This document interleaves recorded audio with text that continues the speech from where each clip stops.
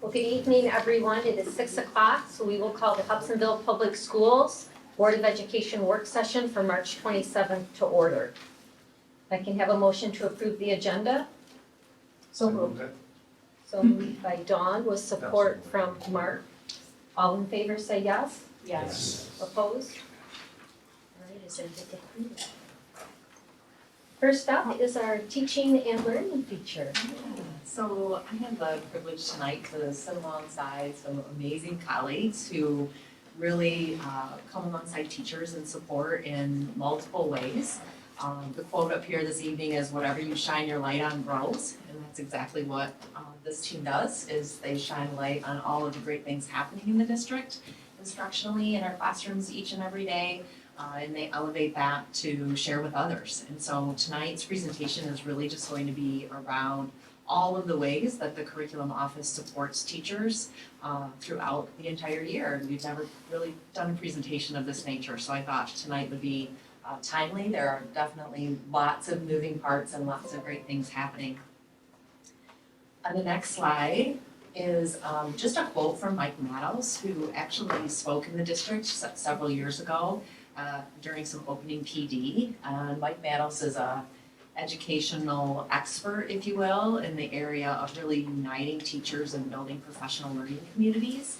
And really, again, shining the light on all of the good things that are happening and then figuring out where do we go from here? How do we continue to grow and grow the things that are really successful? And so the quote here is that kids learn more when adults learn more, and that's really the foundation in a lot of the work that happens in my office. And so our team is phenomenal, and so I'll just turn it over to them now for introductions and to give you kind of some highlights of some of the work that we've been doing.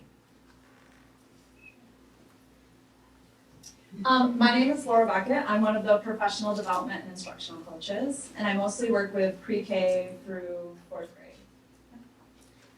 And my name is Dana Vanderluck. I'm also at the same title as Laura, PD instructional coach. I mainly work with 4th grade through 12th grade. And I'm Sarah Woodring. I'm a PD and instructional technology coach, and I work pre-K 12. Craig Steenstra, instructional tech director, also pre-K through 12, and whoever might need something.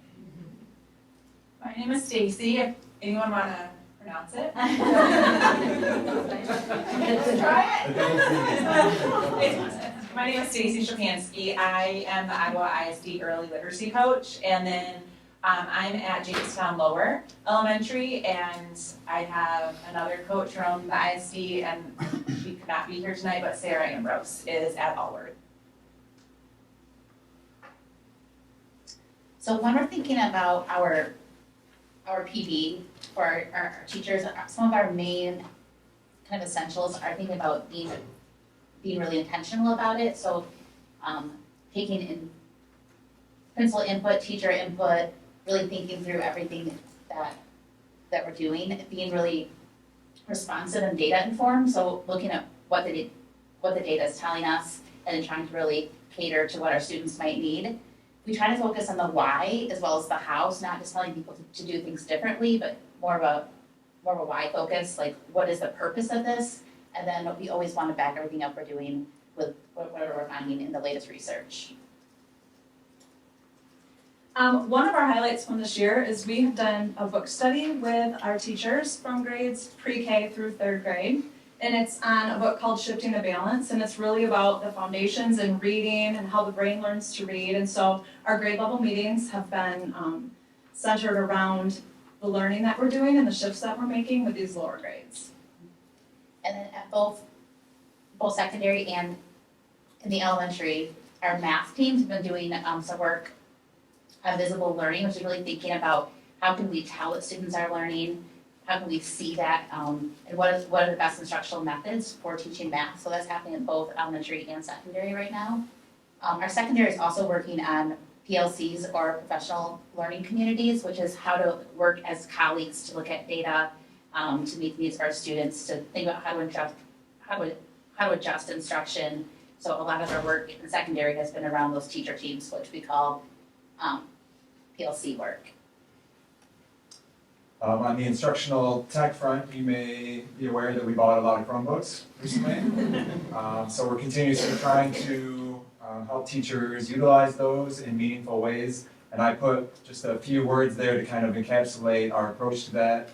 Last summer we had a summer workshop in which teachers built activities and lessons that integrated technology in meaningful ways with the hope that they would share it with their teams and try to incorporate effective instructional practices at the same time. So our hope is that we build it, it gets shared, people learn, they modify, and it kind of builds, and over time the curriculum becomes adjusted or adapted to these new tools as well. And throughout this year, we've had different opportunities to follow up on that, provide more opportunities to kind of grow and build on what we've learned, and ultimately continuously supporting people as they try things and have their own ideas of things they want to try. And one of those things is our Eagle U, which I'm going to pass this over. So each year, we like to give the opportunity for our elementary teachers and our secondary teachers to participate in a professional learning experience that is determined by teacher voice and then also provides choice. And we call that opportunity Eagle U. So that's what we named it. And what that is as an Eagle U early release day is approaching, we send out a survey to our teachers to try to gather information about different instructional focus areas that they have interest around. And then we enlist the support of some of the expert teachers that we have in the district, and also some experts from outside of the district to facilitate some of the sessions during our Eagle U. And then on an Eagle U, it's always an early release day. We take that time and split it into different blocks, and then each block has multiple sessions that are all related to the information that we gathered in our survey. So it gives teachers a lot of options to pick what professional learning they think will be most beneficial to them.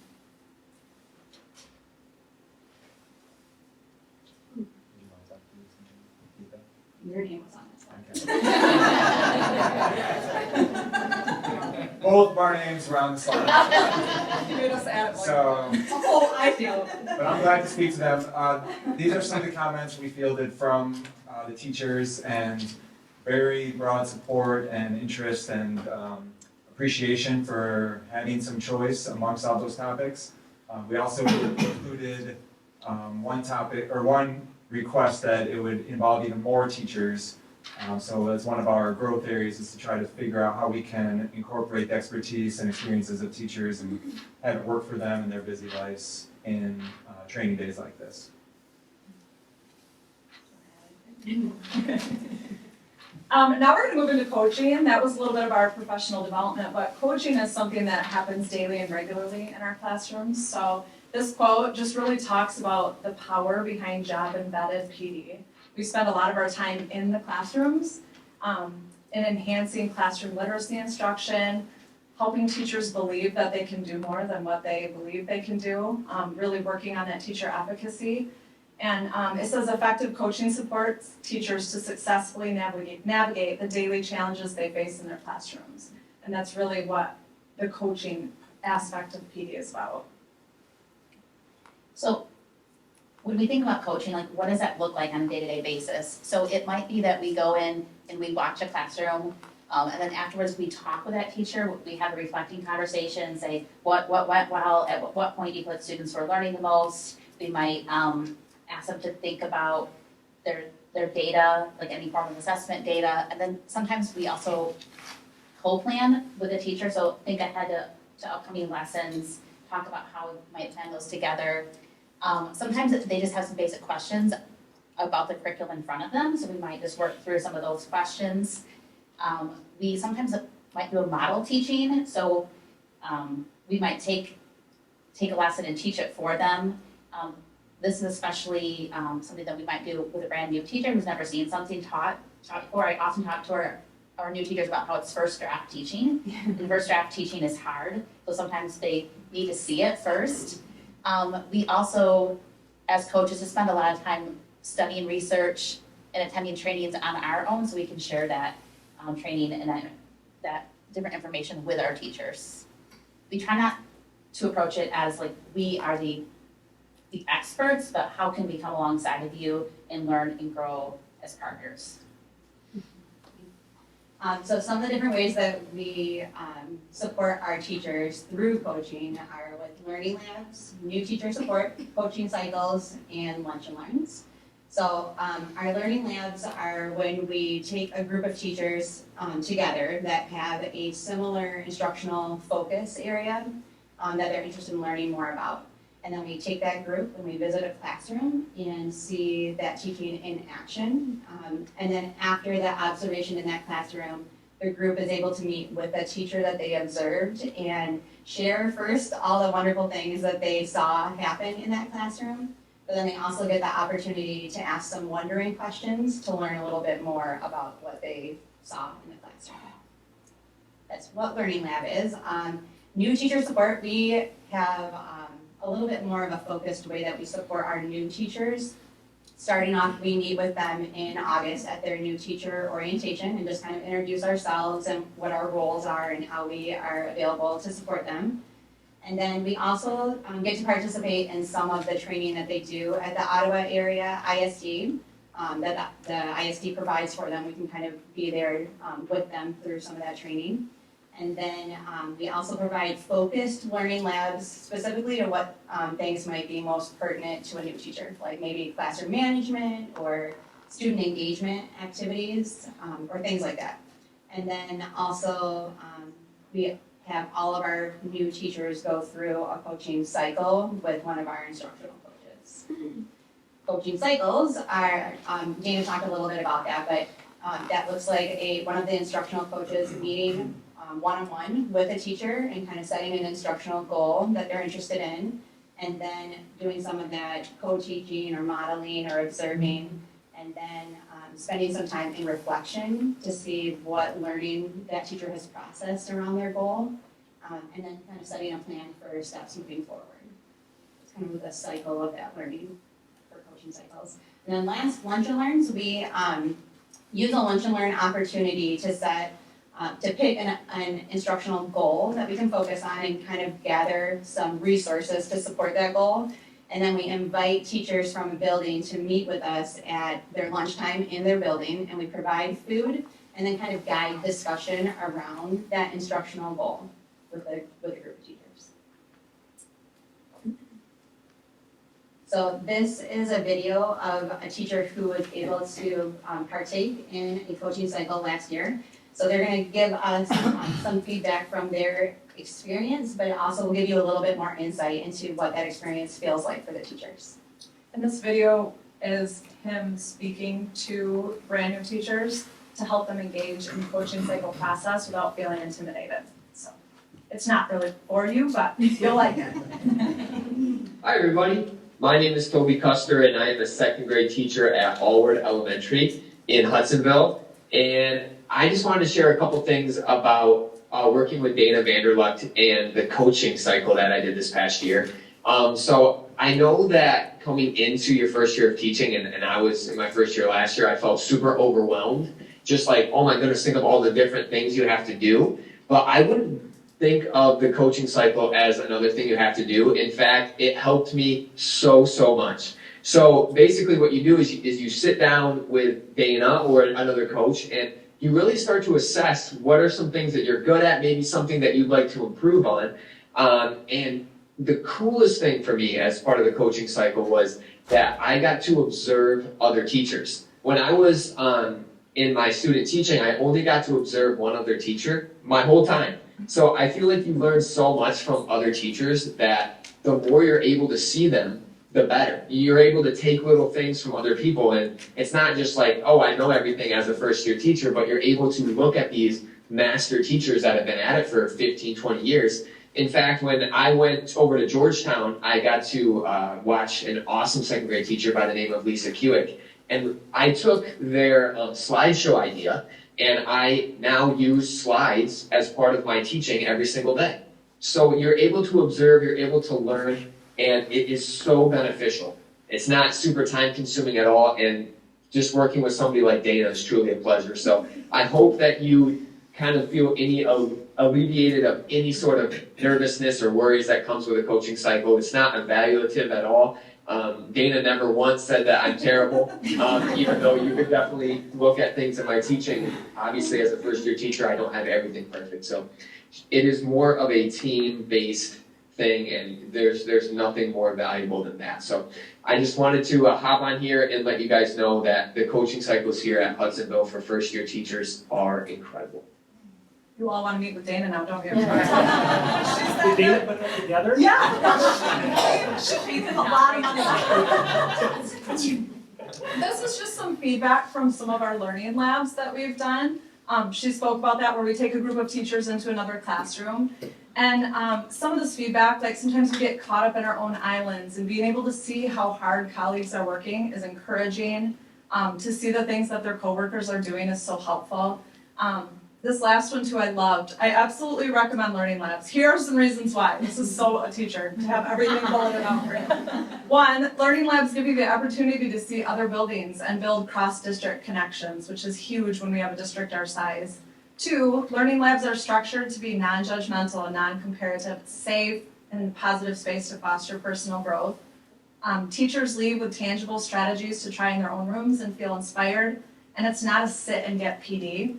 It's authentic, engaging, and actually practical for your next steps in your own classroom.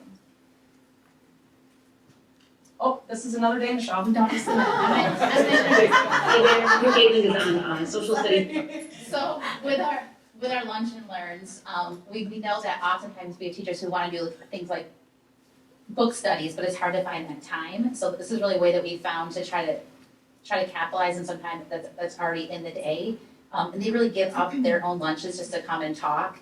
So I've been doing a couple lunch and learns at both middle schools. So this is a middle school teacher from Riley. I just wanted you to hear it from their own words. Teacher at Riley Street Middle School, just sharing my why and my takeaways with our lunch and learns. My why was it was a book study and I love books, and so you had me at that. But also knowing that I was going to be studying a book about this profession alongside my colleagues was just an obvious yes for me. My takeaways from that book study is just learning about the people that I work with and the ways that they go about this job, and some of the things that maybe I didn't consider before, that as we read through a chapter together, I got a chance to hear from their perspective. Dana always does a fabulous job with giving us materials to kind of supplement what we just read in that chapter, so that we can take what we're reading and then apply it within our classroom. And then always is willing to come alongside as a support to us as well of if we want to try something new, she's there to kind of help us take those training wheels off and go for it. So lunch and learn is something that I hope we continue in the future. I've benefited greatly from it, and I know that many of our staff members would agree with that. Thanks. So looking ahead as coaches, some of the things that we're going to be trying to do in preparation for next year and our future is to really keep gathering teacher feedback as we plan our PD and making sure that the things that we're walking alongside them with mean something to them and it's growth areas that they really want. We're also working on having a coaching culture and this growth mindset where teachers, it's like the doom and gloom, we never arrive, right? We are always trying to better our practice, and so having teachers feel okay with that and accepting that and feeling like I want to learn more. It doesn't matter if you're in your first year. We don't just coach new teachers. I have coaching cycles going with teachers who have been teaching 20 years. Like, it's the mentality that they just want to keep getting better. And Hudsonville, a lot of our teachers really are that way. So it's awesome. Then our last two goals, kind of looking ahead, one is just to keep growing our teacher leaders. We want our teachers to keep getting better, but also to see themselves as leaders. You kind of heard that theme tonight of learning from each other. And then we know we have a lot of new teachers right now, and so we know that they need some personalized support, and we want to keep them in this profession for as long as possible. And we really want them to thrive, and so we're really putting a lot of energy towards trying to help them and make sure that their first years are as positive as possible. Do you have any questions for us? Where are you spending most of your time? Because I mean, is it the new ones, the new teachers, or is that where you're getting the bang for the buck for the most part?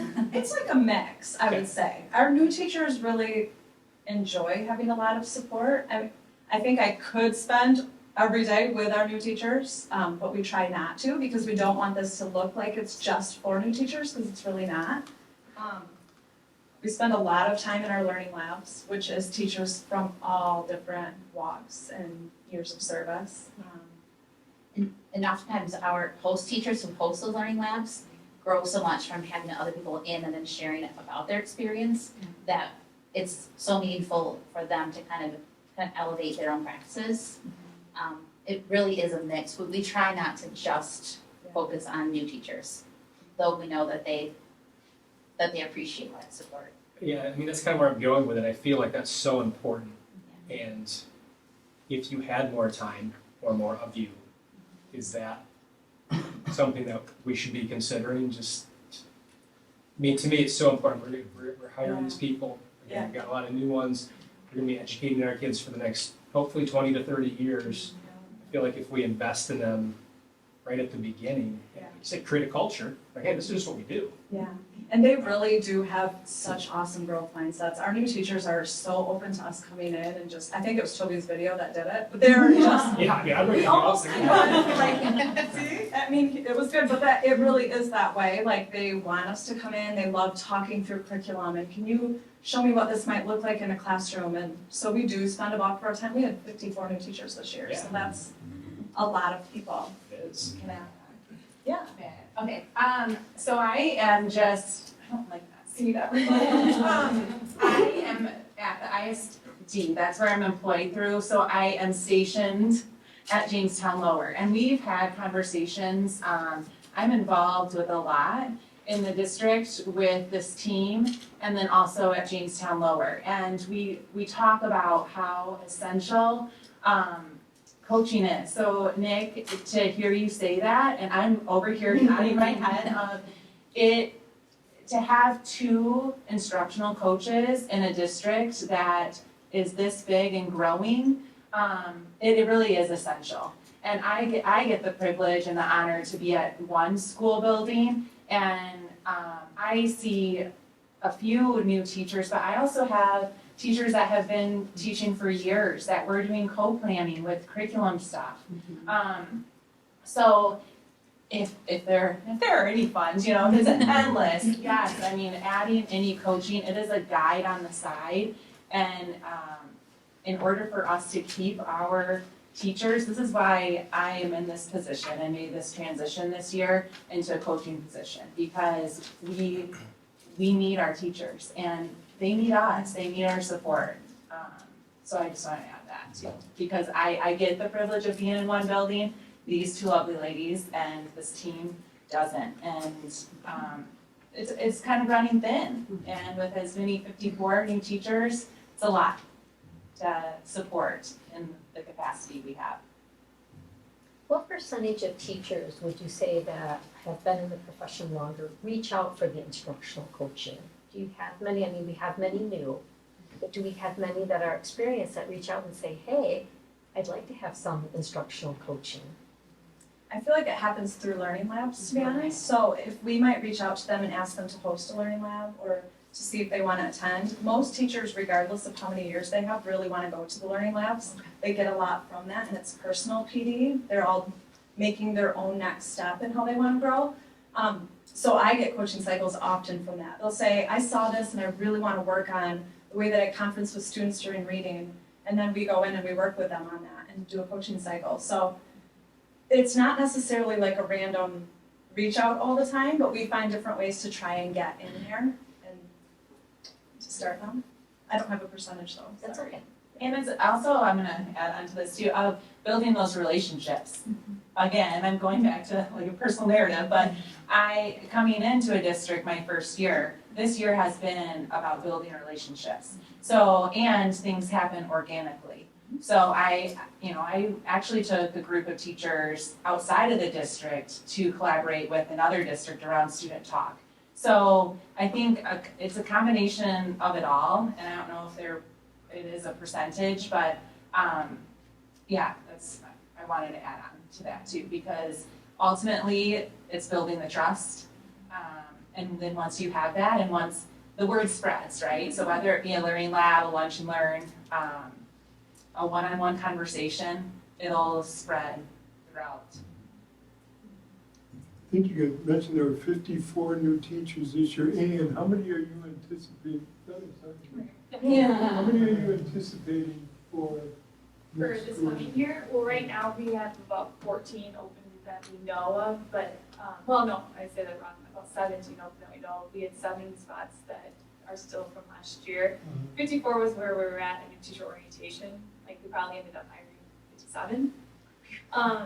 And then we had some that we filled in with really great long-term subs, and then, so we're filling those, and then we had about 8-9 retirements.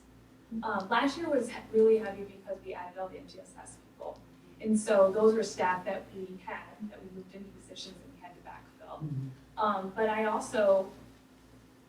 I think where I get concerned is just who might resign over the summer because of going to other districts or moving or what have you. So we'll see. But I do believe when I go to, like I went to Michigan State the other day for a job fair, I'm gonna go to Grand Valley, and one of the things that really entices young teachers, Laura said it right, they would take as much mentoring as you possibly give them, and that's how I sell Hudsonville. I said, like we have an amazing professional development for all teachers, not just new teachers, because that's a question they always ask. Tell me about your mentoring program, and I'm like, our mentoring program is fantastic, but our coaching program is where the money's at.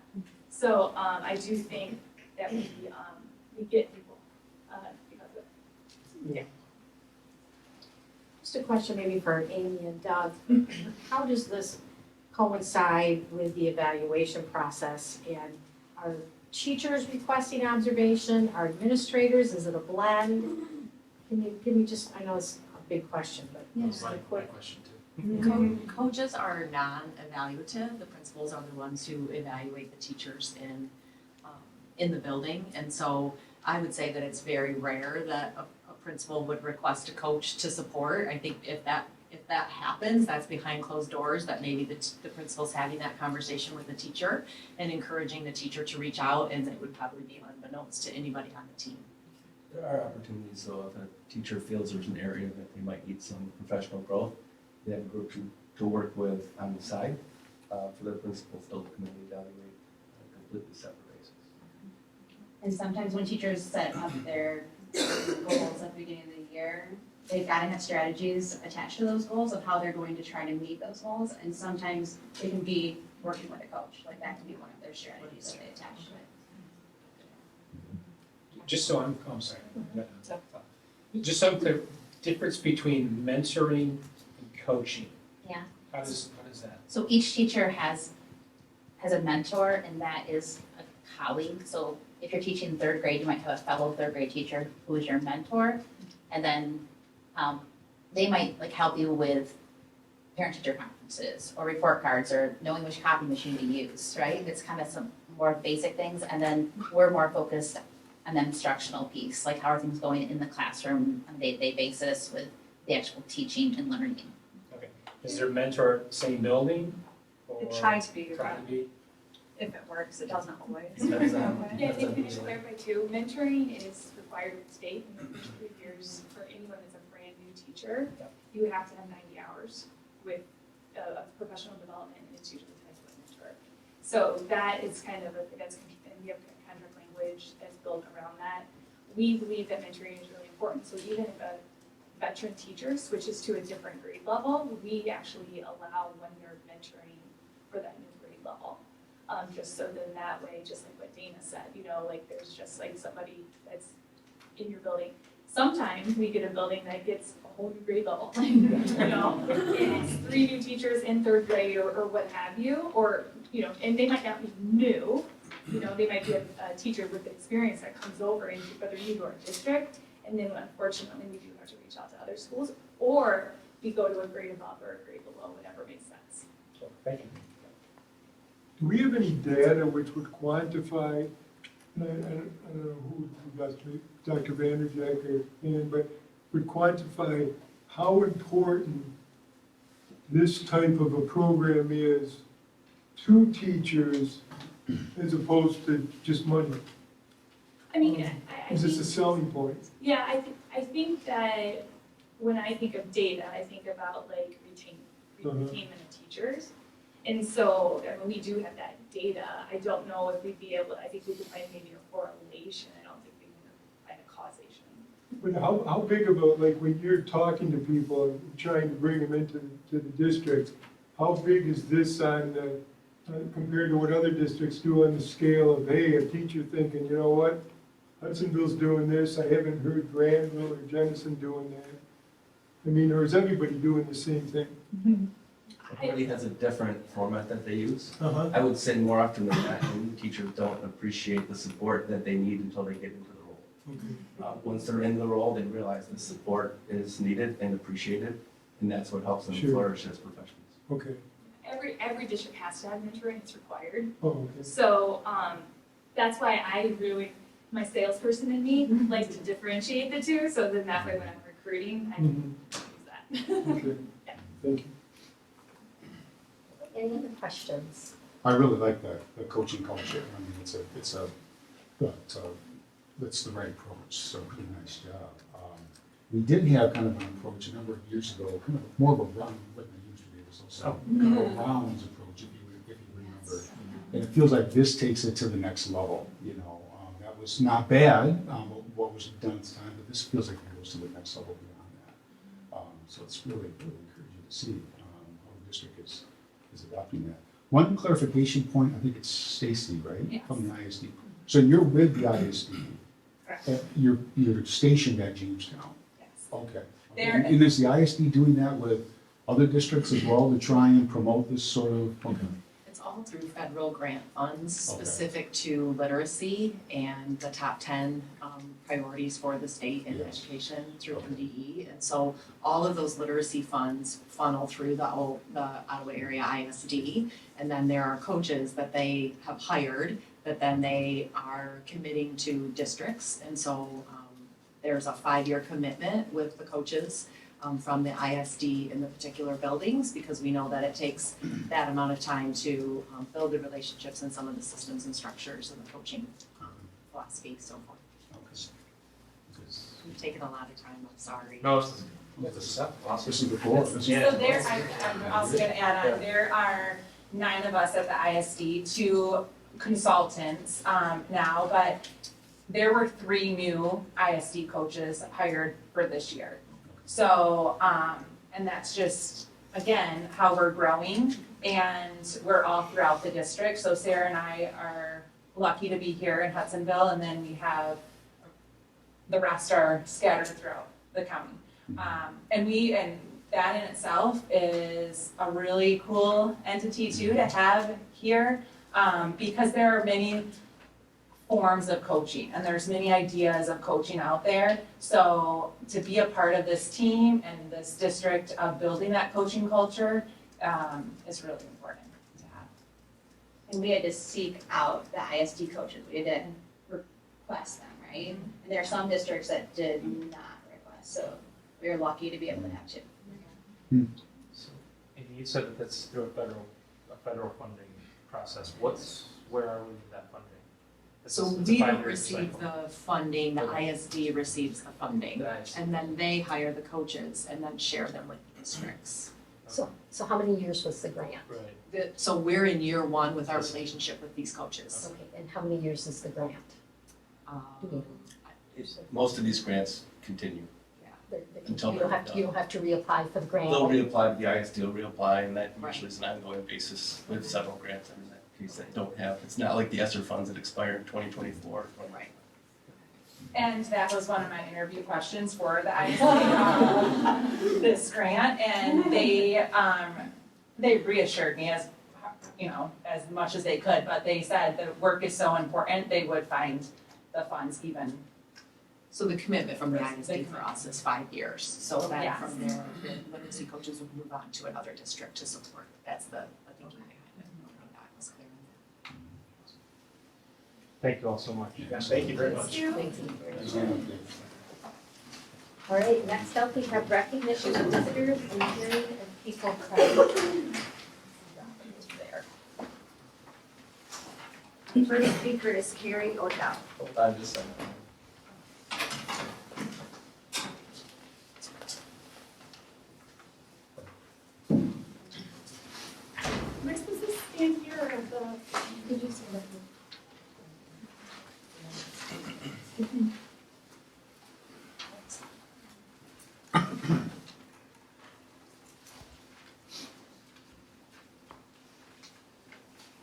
usually go ahead, but press the button.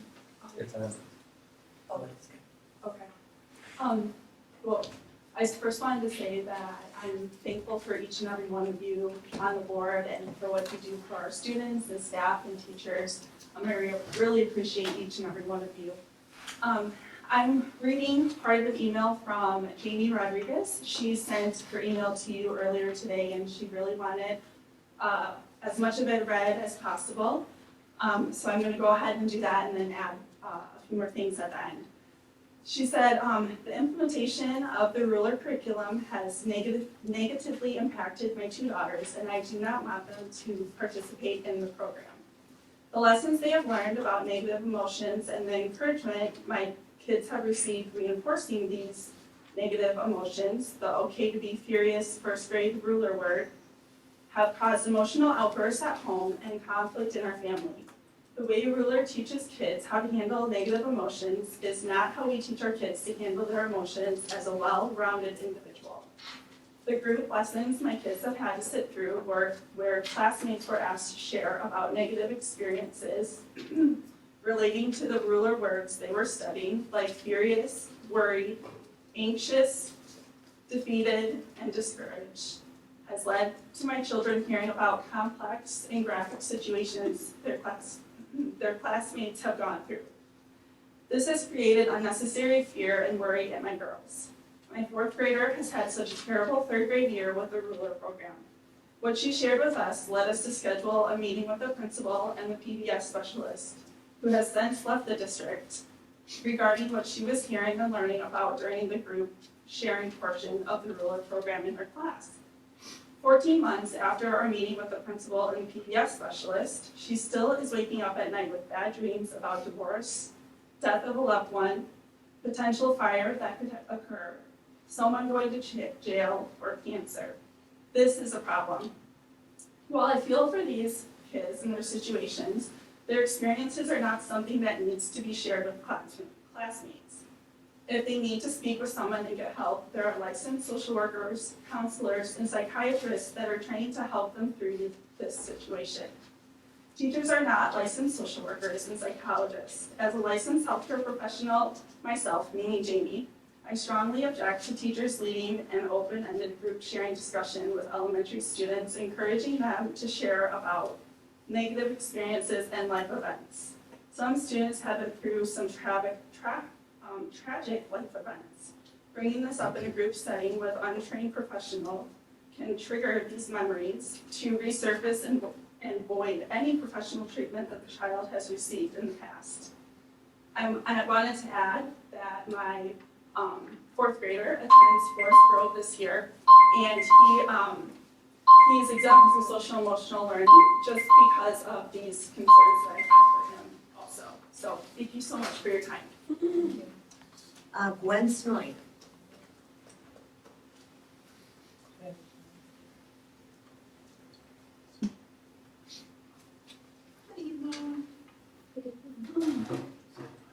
The way I understand it, the schools had to spend 20% of their COVID relief funds on social emotional learning.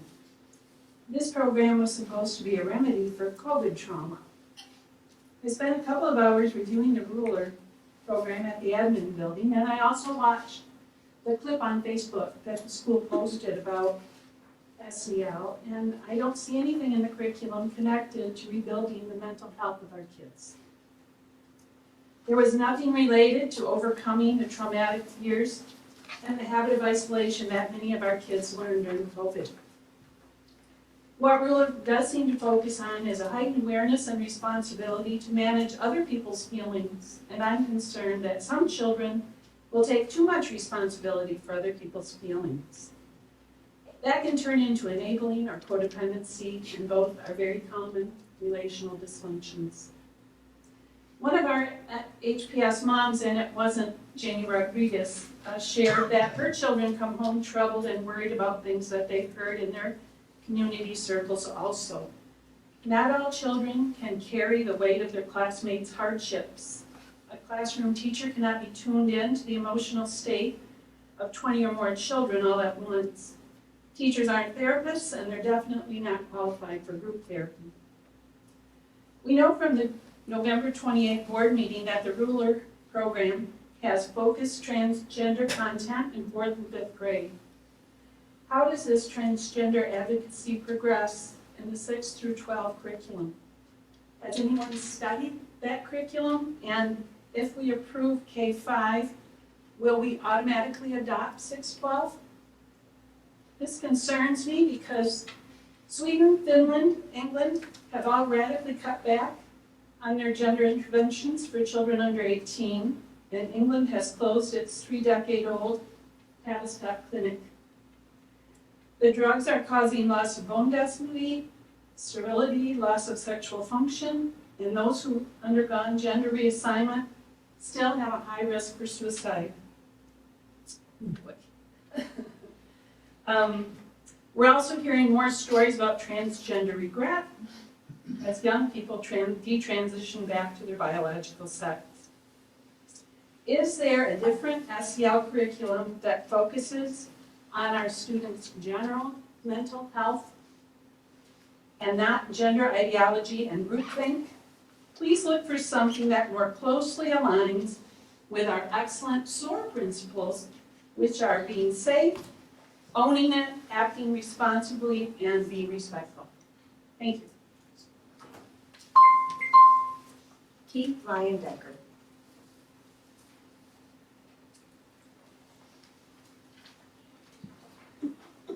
As you guys evaluate the ruler curriculum, I would just ask you to evaluate it in light of the instructional time we have taken away from our teachers. And if possible, just ask the unbiased question of our teachers, is it worth the instructional time that you gave up to give the ruler? I would think if you ask that, you would get a resounding no, we want our instructional time back.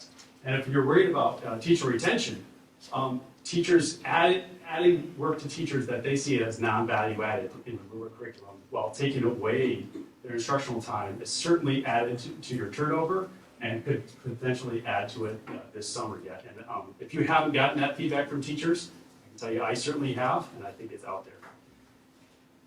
At the same time, there are a lot of kids that need intervention with their emotional capabilities. And I think we are maybe not doing a good enough job with the ones that need real professional help. We're not getting them into EI programs quickly enough, and we're not supporting our teachers that have to deal with that when they're not in the right program with the right professionals. And there's a large segment of our classes that have to deal with that as well. And hopefully we can do a better job for the kids and for the teachers that have to deal with it that are not prepared to do that. So on a personal note, as we look at devices in every kid's hands, I would say that in the future there's going to be, and there's probably it now, studies out there about how much time our kids spend in front of a screen and their impact on their social emotional learning. I have to work very diligently with my kids about limiting and controlling how much of their waking life is in front of a screen. And the school-provided device is another complication about how I have to manage their access to that. And I'll tell you, the school's filters are not robust enough. Make a hyperlink inside a PDF, we'll get them to just about any game they want to. So if you guys want to close that loophole, don't put my name to it, because my son will get bullied. But it's another complicating factor, and you know, it's something real, and we have to worry about when we put devices in kids' hands, how early that is. Thank you. The other thing, it's in the news today, and I think if you're serious about student safety, part of the conversation has to be, how do we get more highly trained adults that are armed inside of our schools? It's a mitigating factor. It's going to happen. The only way those shootings stop are with someone else shooting a gunman, unfortunately. So I think that's something serious to consider when you're talking about student safety. Thank you. You're in Doobie.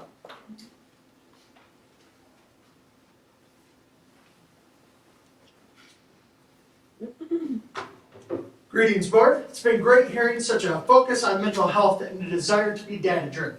So I came today with stats. Now these are all from the State of Michigan 2022 that uses the YERBS, the Youth Risk Behavior Survey. That's just a fun word to say, YERBS, as well as the Trevor Project. So in 2022, specific to Michigan youth, the number, or 18.7% of our youth has seriously considered suicide, 18.7. If you drill down to just LGBTQ plus youth, that number jumps crazy amount to 45%. If you drill down another level to just trans and non-binary kids, it jumps to 52%. If you look at attempted, the numbers are 7.8%. Drill down and it goes to 15 and 18%. And that continues when you look at anxiety and depression. Now we know studies have shown that there's nothing inherently internal to that segment that leads to higher rates, but instead it's increased discrimination and victimization, and every instance drive those higher. Thankfully, the inverse is true as well. Living in an accepting community significantly lowers those numbers. Unfortunately for us in this room, only 42% of youth in Michigan said their school is affirming. So we should ask, what makes a space affirming?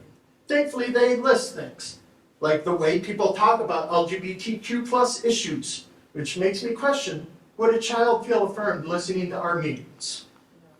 Inclusive imagery, like stickers and pride flags, along with representative media and books.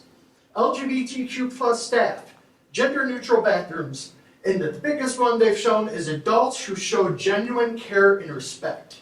Things like respecting pronouns and names. And the flip side of that is true as well, and having accountability for adults who choose not to. Now, a lot of these are things that this board can, a lot of these things can be addressed with the policies that this board creates and directs. And studies have shown that taking the steps for that protected class of youth have ripple effects to all other segments. That includes lowering the suicide rates among straight and cisgendered peers. So if we're going to be serious about addressing mental health, let's start with our LGBTQ plus youth. We know they bear the biggest brunt. We know what steps we can do, and we know those steps have positive effects across all other segments. Thank you. Dana Hodel.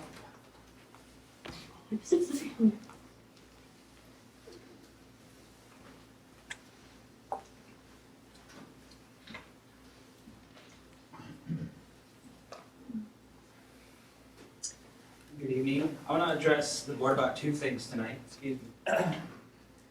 First, regarding the focus group sessions that were recently completed, I agree that those sessions like that are beneficial for the district to gather useful data that can lead to improving a number of aspects within the district. I believe how that data is gathered matters greatly. At the February 27th work session, when referencing the ruler survey, Dr. Vanderjack said that he wants to ensure accurate data is gathered. And at the March 9th regular meeting, when referencing the community surveys, he said, we want to do it right. I agree with both of those statements 100%. In regards to the focus groups, my understanding is Dr. Vanderjack led those sessions. While he may be more than qualified to conduct a focus group, my concern is that because he is in a position of authority within the district, his direct involvement with participants could trigger something called the courtesy bias, where people tell you what they think you want to hear. While I'm not a professional researcher, my career work often partners with researchers in objectively gathering data for optimal user experience. One of the core principles is that the data collection has to be implemented from a neutral position. Objectivity is extremely important for data gathering.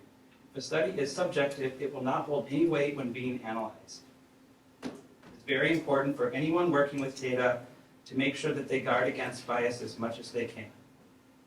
I wish the district would have employed an independent research firm to lead the focus groups. By not doing that, I would question if any of the results are valid at all. There may be some good information in there, but there would always be the back of mind question on whether the results were truly objective. The second item I want to cover is regarding ruler. I've addressed the previous board about my concerns. I've sent emails to this current board. I've spent many hours collectively reviewing the binders for both K through 5 curriculum as well as the unedited 6 through 12 curriculum. I just want to reiterate that I do not think ruler is the right fit for the HPS district. I think the potential for ruler to negatively affect our students and district is great. I don't put this on anyone in our district, but rather the creators and curators of ruler. There's more than meets the eye with this curriculum and while supporting content and the supporting content it heavily relies on, none of which I might mention would be approved by the board. Surely Hudsonville can do better to meet the needs of those students that require extra emotional and mental support. Thank you. Jenna Braun.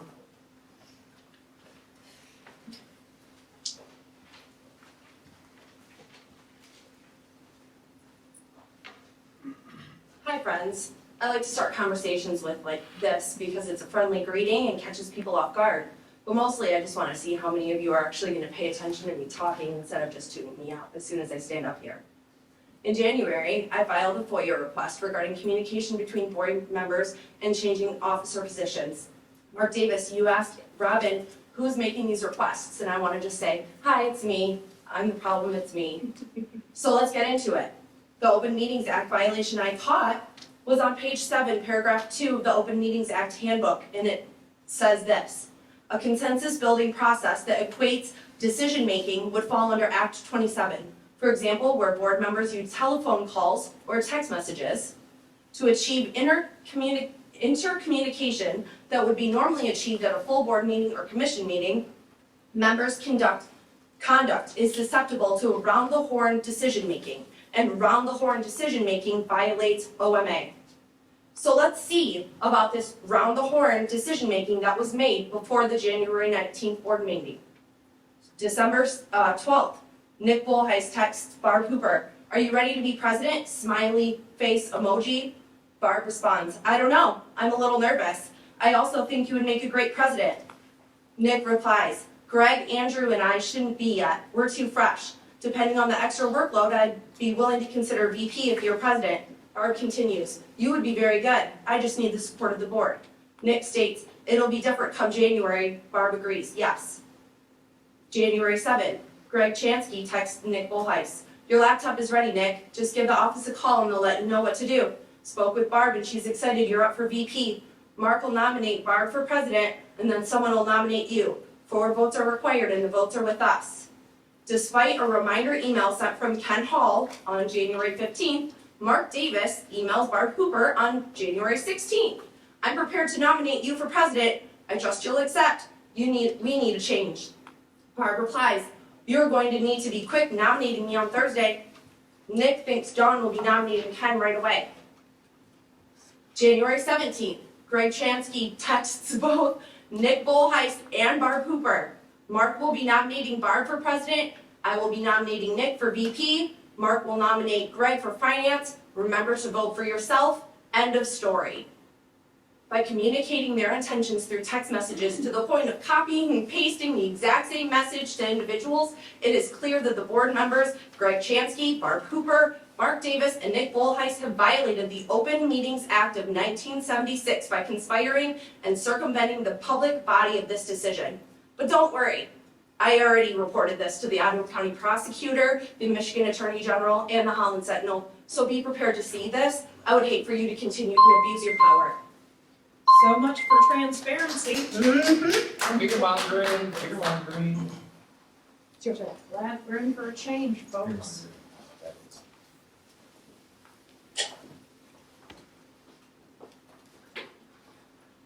Good evening. I'm here tonight to discuss social emotional learning and its importance in our classrooms. As apparently some of the people in the audience don't know, Michigan has outlined in a strategic education plan that education must support the health, safety, and wellness of the students, and therefore they have mandated the instruction of social emotional learning in its public schools. SEL teaches knowledge, skills, attitudes, and behaviors that individuals need to make successful choices. Teaching SEL helps make individuals understand and regulate their emotions, successfully complete goals, take others' perspective or point of view, develop positive relationships, and make responsible decisions. The ruler curriculum that Hudsonville is using to teach SEL accomplishes all of these goals. Ruler is an evidence-based approach to SEL and was chosen by our curriculum team after reviewing numerous other curricula. Not only does the selection team approve, but a whopping 93% of the teachers in the district support using the ruler curriculum, as was announced at the January 6th ISAC meeting. If the board were to remove this curriculum, especially without having another curriculum already in place, You would cut the teachers off at the knees. So I have a couple of questions for you all that I will now ask, as well as email you so I can actually get a response, as I know you can't respond. Why would you want to recall a program that already went through the selection process and has such overwhelming support from the teachers? What information or qualifications does the board have that logically override the work of the selection committee and the opinion of teachers?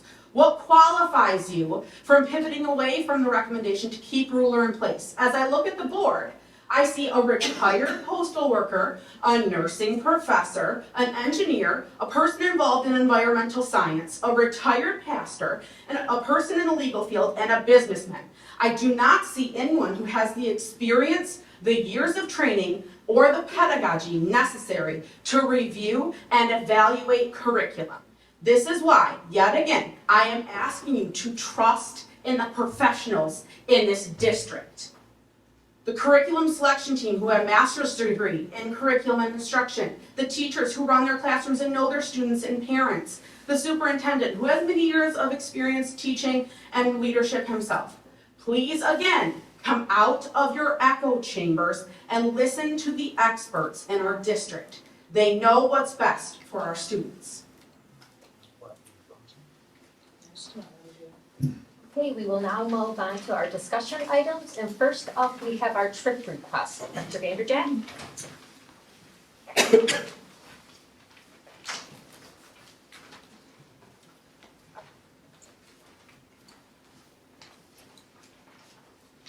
We have one trip request you'd like to bring to the board in April. It is for the water polo team to travel, as they do annually, to Illinois for a water polo tournament. I know the event takes place right after our next board meeting.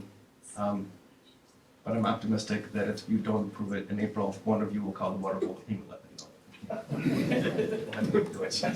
know. I get that, sure. So it's just it's an annual tournament they take us Stevenson every year. Any questions on the trip request? All right. Moving on to the next item, board policy additions, revisions. Dr. Vanderjack. Thank you. We have several policies. I'm going to do these. They're a little bit out of order, and I apologize just because of how they're numbered. I'm going to start with the tobacco policies, only because there are 6 of them, but they're all the same. They just show up in different policy components from staffing, support staff, administrative staff, school property, and it's really the definition of, used to be tobacco products, and now it's really gets into the depth of vaping. So you can see just how it's defined. It's a recommendation that there are 3 policy updates. Unfortunately, the technology one is so deep, we're going to bring that to the next work session. So the tobacco comes in one full policy update. So this is the tobacco recommendations that we'll bring to the board in April for a first reading. And then there are several other policies. I'd like to ask if there are any questions about the tobacco policies before I move on. Because the other ones are all different. Any questions? And again, we'll bring this to the board as a first reading. For those new, I know we've done other policies, but normally twice a year we have a large chunk of policies that we bring to the board for recommendations. We discuss them at the work session. If there are no recommendations prior to the board meeting, even if there are, we'll bring it to a first reading at the next board meeting, and then a second reading with any changes and go from there. So these are all recommendations. Quite frankly, Robin and I sit down with our Neola rep with all the recommendations. The board sees all the changes. Even if we don't take them, you see them, so you see everything that we see, but these are the recommendations that come from not only Neola's attorneys, but from the district standpoint. The only comment I have is on 1615. I think the third paragraph down, we talk about consumption, display, activism, promotion, etc. I think somewhere in there we should put in there electronic smoking devices, because we define it below, but the term is never used up top. I'm sorry, I'm looking at the paper copy, and I want to follow just to make sure. What letter? So here we define electronic smoking devices, but they're not mentioned at all up here. So we should add it somewhere in that paragraph. It's because it's defined, and I understand why it's defined, it's just not. Yeah. I don't, and let me look into that, it's a great question, I don't have a very good answer to be honest with you. I think the reason why is because for the purpose, it goes into all the definitions of what is defined as tobacco. So you see, they've got, it just defines all the terms for the purpose, if you look at the bottom of that page in the next. Yep. Not just possession, but in that's a good question. So I think if we. Let me just look into it. Sure, if it stays as is, then we just say, or possession of a tobacco product or electronic smoking device. I just wonder what's next, right? What's after electronic smoking? Virtual? I don't know. Right. But if we're gonna define the term, we might as well put it in the, right? Might as well put it in the. Let me work on that, I'll get something on it, and work and look at that prior to the first. That was it. No, good question. Any other questions about tobacco? They're all similar, but so that would follow suit with all the policies, Mr. Lake. The only question I had was with the general public, how is that realistically enforced? I mean, is that a responsibility an administrator or someone observing this behavior would have to report it or ask them to leave or? So there's multiple ways. The first part, the easy part is yes. An administrator, school personnel, anybody on premises. We've had some challenges with this a little bit when it comes to, I'll just say, construction workers. We've got a lot of construction that are taking place on our site. In the 5-6 building, it's a different site than the high school campus when there are kids on site. So we've had to deal with that. The other approach is to file a complaint with the health department. And in that case, then the citation comes to the district. And we address it that way. And it could be for a person here, it could be for a staff member, it could be for a student.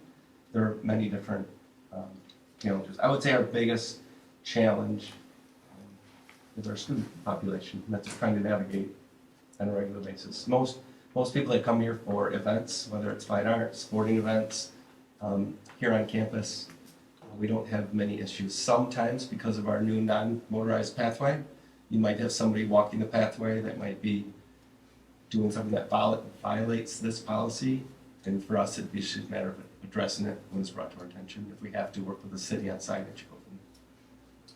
I thought about that too, Don, both with the public and with the students and the administrators and teachers and so on. And what I rested on was we have to spell out what we want in the procedure. The enforcement of it is a different. It's a guideline. It's covered elsewhere. Right? That's correct. And with the students, the enforcement of it and the ramifications of it is covered in the student handbook. Correct. So we have to spell out what we want. I don't know if it's right or wrong, but that's kind of where I settled on with the same question that you had. Yes, for those, that's a great point. For those that are new, we have board policy that the board sets. You do not set the administrative guidelines. Those are administratively set. However, they can't contradict the board policy. You can't say no smoking and we go back in the guidelines and say, well, you can smoke twice. And we can't say that, right? After that, then it comes to the student code of conduct in the handbook. So you really have your board policy, which is up to the 7 of you. Then once we get our marching orders regarding policy, we set guidelines, and then that could impact, we call them forms or documentation, or it impacts the student code of conduct in the handbook. And they all should fall in line with each other based on what the board sets as policy. Any other questions on tobacco? All right, I'm going to go through the other policies, and I'm going to do them in order by number. I don't know whether they're in your packet, but they should be in this order. There might be a tobacco policy mixed in there. The first one is about student assessment, policy 2623.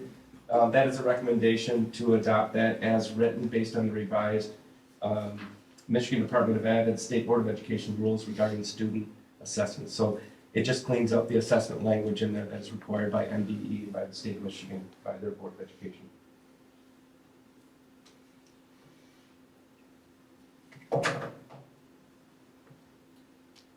Next, I'm sorry, I'm pausing to see if there's any. Don't hesitate. We can always come back to it too, or don't hesitate to reach out if you have questions.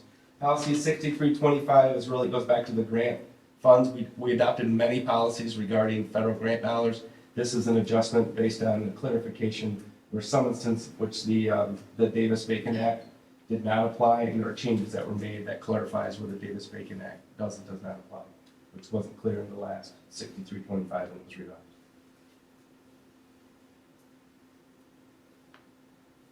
Next one is policy 8390. This is a very timely topic.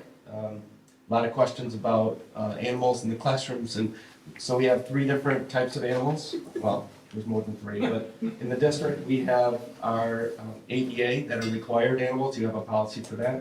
That are animals that are required based on American Disabilities Act. It could be for a staff member, it could be for a student. On top of that, there's more and more discussions about 2 other types of dogs. I'll say dogs, but they could be animals. And they're comfort animals or therapy animals. The recommendation to the board tonight is to not adopt language regarding comfort animals because that changes the dynamics completely of what takes place in a building. However, therapy animals are a different component. So we're working with our insurance carrier, what that looks like moving forward. We do have some therapy animals that are being trained in our building, but that falls under a different component. These are ones that the district would have to be responsible for. So we have a lot of work that we need to do, but we need to get the policy in line first. So you'll see information there about therapy animals. I just want to make sure you understand the difference between a comfort dog and a therapy dog, even though it could be a comfort ferret and a therapy dog. So give you some examples.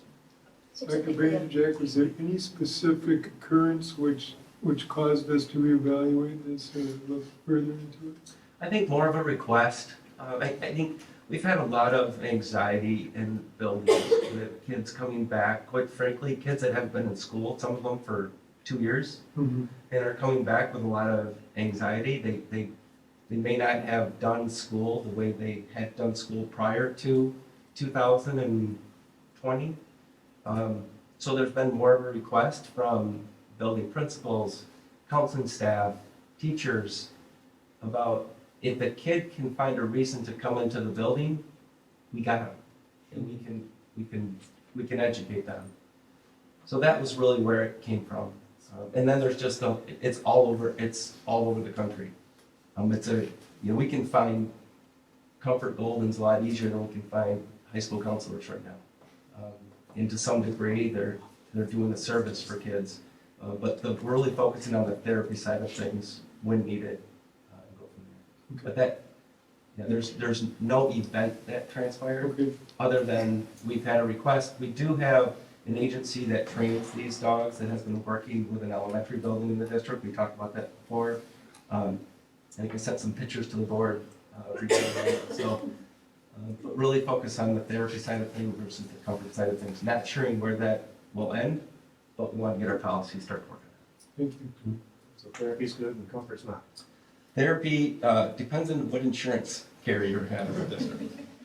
Well, I do think it's a very relevant topic because I know even Grand Valley and some of the other colleges have had to deal with that. And by therapy, I guess it's somewhat defined, but I guess to me it would be almost like a prescription where the doctor says this is something for a period of time versus a person feeling like they're comforted by taking their pet with them. It's another issue that I have addressed further in here, but I'm just trying to think from a board level how we again meet the need of a student that also has impact on other students and allergies. I'm severely allergic to a lot of pets, especially if they're not from my household or my kids' household because they haven't been exposed. How do we meet the need of that student who wants that therapy dog or is prescribed that, but it severely affects the other students? And so one of the sections in here, and maybe that's how it's addressed, is it talks about taking into consideration that might be the case, and except where required by law, the presence of a non-service animal shall be disallowed if documented health concerns of a student or staff member cannot be accommodated.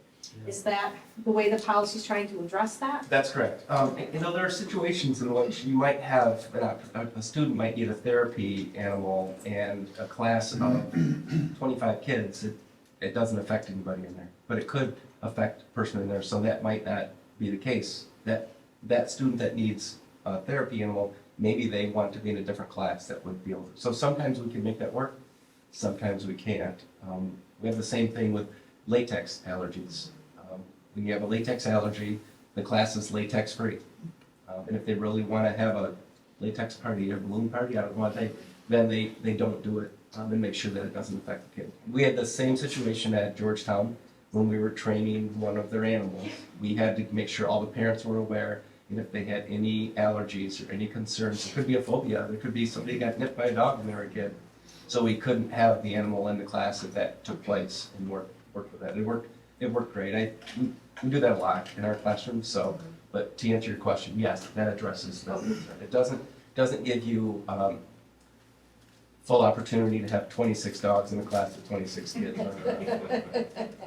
I just wanted to be able to say politely, policy, no, we can't accommodate that dog in this classroom if that's where you want to be, because there are other students who have legitimate concerns. Right. And we go through that process to make sure we're working with the family, walk alongside them, walk alongside the other parent, to make sure that here's what's going to happen, here's kind of where we.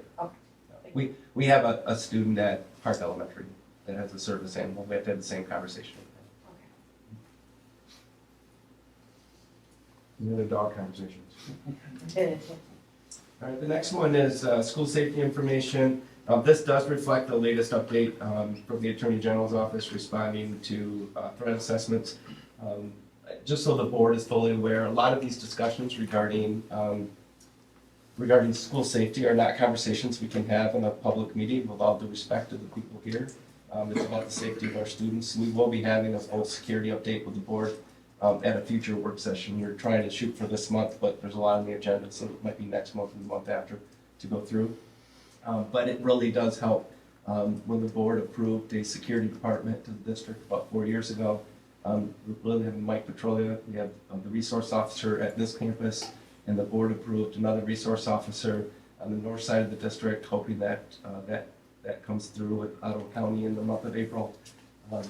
But it gives us a network of people that are having these conversations, and you can see how that network is expanding also with conversations with neighboring districts, the county level, state level. We also have close connections with former Secret Service and people that really are experts in this field. One question that I had on 1,000-foot boundary, I know we bumped into this in the past. Is that the 1,000-foot boundary from like an entrance or from the edge, from the corner of the bus garage, the bus area? Yeah, it's And I know you may not have that figured out. It's from the school property actually, so Okay. it could be from the corner of the parking lot. Okay. And it's really, the law changed significantly when it comes to registering, but it did not change when it comes to notifying people that if they're within 1,000 feet of the school building. And just a quick question on your side note, did you say the Ottawa County Commission is supposed to vote in April? So they have a finance meeting on April 4th. I appreciate the board's support for communication to them, and they appreciated that also. We'll come to the finance committee, and then we'll ask for when they have their next public meeting. If it's not night of our meeting, then I'll be there. I'd like to know too, when that would be. Yes. Those are Yes. couple meetings we can come to, from what I hear. Any questions on the policy recommendations? I think those are, if you have any questions, again, please let me know. We'll plan to bring this to the board for first reading on April 13th. All right? Yep.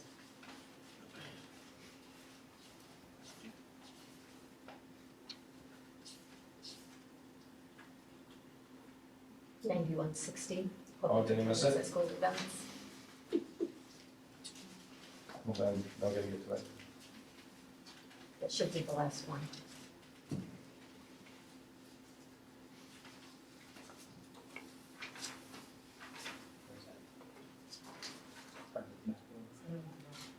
Oh, yeah, that's another one of the tobacco ones, sorry. All right, any further questions on board policies? All right, we will move on to the Sex Ed Advisory Board selection process. Amy? This is Chris March. I'll have him do a little introduction. He has agreed to join the Sex Ed Advisory Board as the co-chair. He's actually been a member since 2018, probably, and during the process of updating the membership, because the co-chair stepped down, as I had shared in a previous meeting, Chris has graciously accepted the role, so I asked him to be here this evening. Do you want to just do a quick introduction? Good evening. Your family? Again, my name is Christopher Marsh. I'm the father of two daughters. Gwendolyn is a ninth grader and Allison's an eighth grader over at Baldwin. And it is an honor to serve as co-chair of the SEAB board. I find it's a very important educational role, very important board to help guide the education of our children in this district. And my pledge is to you to serve, to execute this role to the best of my ability. So thank you. Appreciate you being here. So we just wanted to give a brief update on the process. So I had shared the rubric that we used and kind of the process we were going to use, and just wanted to take a moment to just briefly say that we met. So the administrators who are on the Sex Ed Advisory Board and Chris and myself sat down last Tuesday and walked through all of the data that was collected in the most recent survey. In 2018, we had 554 respondents. Total survey this time around was 1,308 responses. We found that the data was very parallel. We can do an update on that as we move forward. And work with the Sex Ed Advisory Board to do any updates around that. We had over 200 parents say that they wanted to receive an application. They were interested in joining the Sex Ed Advisory Board, keeping in mind that we only needed like 2 to 4 people. So I did send the membership application to all over 200, and we received 71 applications back in return. A couple of the roles that we identified that we knew that we needed, we did need a clergy. That is state statute that we need to have clergy on the Sex Ed Advisory Board. And so we believe that we found one. We have not actually invited them yet. We're intending to do that tomorrow, but we have identified 3 individuals that really kind of fill the role of clergy, as well as we needed some elementary parents. And then we really were very strategic, and feel free to jump in here, Chris, but strategic about looking at the data. So we had the 2018 data on the specific questions that are on the rubric and how the percentages came out in 2018. And then we had the 2023 data and how the percentages came out on the most recent rendition of the survey. We also asked our current members to complete a survey that had those same questions so that we could begin to calibrate, remembering that the requirement is really around as fairly as possible, try to get a representative sample of our community. And so we did some tweaking with data. Do we add 2? Do we add 3? And we plugged in some data. Chris and Mr. Crete were really the masters of the data at the table, which was helpful. And we really landed on adding 3 individuals to get us to the closest aligned percentages. So we'll be inviting them here in the next couple of days. We will meet as a Sex Ed Advisory Board then on April 11th. And then the hope is that we will bring that full membership list, if you will, to the April 13th board meeting for your approval of both Chris as the chair, as well as then the new members, as well as re-identifying the current membership that has previously been on that board. And I would like to add that through the work that we've done and analyzing the data, that I'm confident that our proposed addition of 3 people, including the current members, are as best of a representation of the district's answers to the survey as we can dial down to and recommend. So would the results of the survey then be shared as part of that presentation, or at a later point once the board's met, or what's the process there? My thinking would be that it would be once the board is met. I think we really need to come back to the table with a program update and overview. And I don't believe that we'll be ready for that in April, but we may be ready for that like in the fall. We're still navigating what those next meetings might look like. Right now, the board is only aware of an April 13th meeting, but certainly we can respond differently if the board is anxious to see that data, and that comes separate from an overall program evaluation. I can certainly do that as well. So I'll take your feedback on timing of when you might be interested in seeing that data. So the plan right now is April 13th. April 13th would just be a membership update, because the school board needs to take action on that and approve it. No, that's okay. Yeah, there's a lot of information. I think having that data before the committee gets too far into the process. And so if they're not going to be meeting very often during the summer and they're just going to be getting into that, then yes, I think fall will be fine. Okay. But for my benefit at least. Yeah, I'm just, interested in most recent data to the last time we asked, just to see community. Comparative. Yeah. Sure. Yeah, I think that would be simple enough to bring together kind of in that line of thinking about the membership and just give a broad overstroke, and then we can certainly dig further in as that committee meets and sets plans for next year. Okay, thanks. I just want to thank the work that I know Amy does, but welcome to us. It's all, I have to have those conversations, and I appreciate that. So I'm responsible. Thank you. Next up, Dr. Vanderjagt, focus group findings. Yeah, so we had the opportunity to have several focus groups. I will remind the board that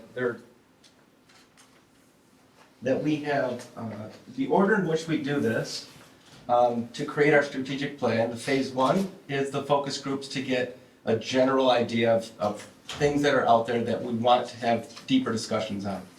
Phase two is really the survey component. So tonight I'm gonna talk about the survey, or about the focus groups, and then we're gonna talk about the survey, because truly that is the opportunity for the community to speak.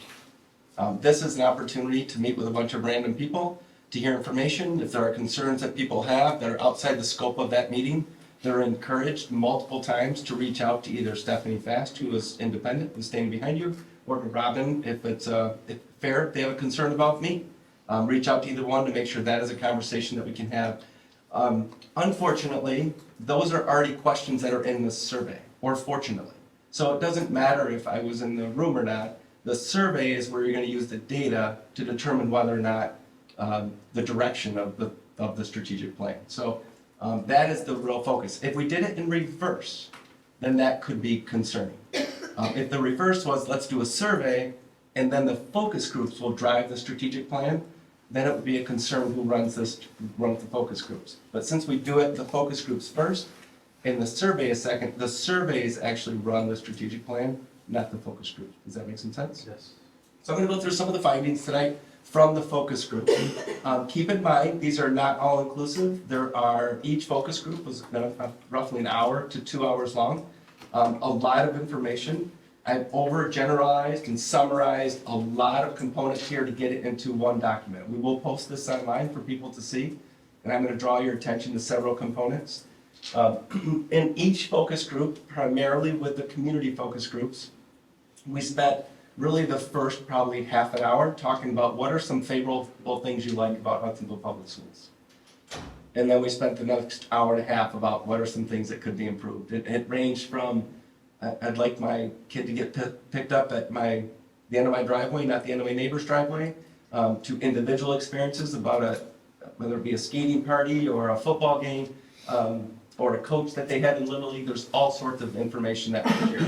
And every piece of information was valuable. Stephanie and I took great notes through the whole thing. We recorded all of them to make sure if we had to go back and make sure we got the sound bites right, we have that opportunity too. Dr. Vanderjagt, before I forget, I just want to say one thing. A couple of months ago, someone brought to my attention that they were here at some event at the school, and their father, who's an elderly man, fell and hit his face and hurt himself. And they said within 30 seconds, you were right there looking as to what was going on, and they were very impressed with that. So I want to thank you for that. I meant to do it earlier, and I just had forgotten. You just reminded me. So thank you very much. He was fine, but it still was. Right. It was not pretty. I just felt bad. It was hard. Thank you. So here's a summary of the surveys that we met with. We had parents and residents. We had 78 parents that we met with that do have children in the district. There were 3 that were there that do not have children in the district. We solicited this from a random group from our technology department. They sent a list of the people that we reached out to. Robin sent them an email, we reached out to them, and then we filled up the spots. So we had roughly between 20 and 30 people at a focus group. We also used a lot of our Golden Age Pass people that submitted Golden Age Passes. We have a way to access them to see if any of them were interested in looking from there. We have another business leader group that I met with, which was local clergy and business affiliates within the community, from Gemmons to Meyer to Sound Off to all different groups. Met with them. I had to serve them lunch, so I had to get them in on the lunch hour to talk about it, but it was a great conversation, about an hour and a half went from there. And then we had really 3 focus groups of staff. We had a secondary staff one and an elementary staff one, simply because of release times for them. And the staff could be anywhere from teachers to support staff, paraprofessionals. We had an ancillary one also when that we met at a time so we could meet with bus drivers, mechanics, food service, and support staff that really can't meet after school just because of their job responsibilities. And then finally we had a chance to meet with juniors and seniors and brought them donuts, and they talked also for the whole house. Most of theirs was about parking with the high school. We'll talk about that. Here are a lot of the favorable expressions. I know the board has read this. I'm not going to read all of these to you. It really it makes you feel good when they just talk about how impressed they are with our staff, how much our staff care about kids, and even people that had concerns about situations. They weren't about people, they were about situations. Still just impressed with our staff. Just how awesome they are. A lot of comments about social emotional learning, about the facilities. Really a lot of conversations also about how our students rally around each other. Some of you saw that at Unified Basketball. Some of you know about our Links program. You've seen the Eagle Claw drum line and how our students rally around each other, particularly when it comes to our special needs population. A lot of positives from our about the PBIS and SOAR program and what that does for our kids. Talks about wonderful, awesome special ed department. Talks about the other opportunities for kids. Talked about the strong support for the instructional technology, high expectations, high standards, and still that we still spend, as you probably heard about what transpired just south of Nashville today, another conversation and several text messages and emails regarding the work we're doing, and yeah, we're not immune to those conversations, and we still have those conversations on a daily basis. The high school students, a lot of feedback from them. It's really cool how close the community is to the school. They're still proud. They're proud to say they're from Hudsonville. They really like the academic choices. They like the fine arts programs, the athletic programs. They love the new terminal, they called it, the hall between the 2 buildings. Particularly, I think it was raining that day. They were pretty fired up about it. And they really think they have the last comment we heard a lot was about that the students feel like that this campus is a large campus, but the world outside of this campus is even bigger. So how they can adjust to Grand Valley, to Central, to Michigan State, to wherever they go looks different because they're used to running into somebody new, which you do outside of this environment too. So some of the concerns, I highlighted some in red, and this is where it gets in. I'm kind of blurring the lines between this and the survey. There are some of these components that were not asked in our previous survey. A lot of the questions in our survey are parallel to 3 years ago, 6 years ago, 9 years ago, because we want to see how things have changed. But there are some that were not in there, and we still had driving conversations about them because there's still an open-ended section of the survey. I think last year we had 700 pages of open-ended point to read through, right? And so some of that will still drive this work that we do this summer with drafting a plan. But we did have a lot of conversation about these in the focus groups, so we'd like to target questions that specifically ask some of this work. And you'll see in the survey, it's not worded exactly like you'll see up here, but it gets to the same point based on the survey question. Those are highlighted in the surveys that we'll go through in just a minute.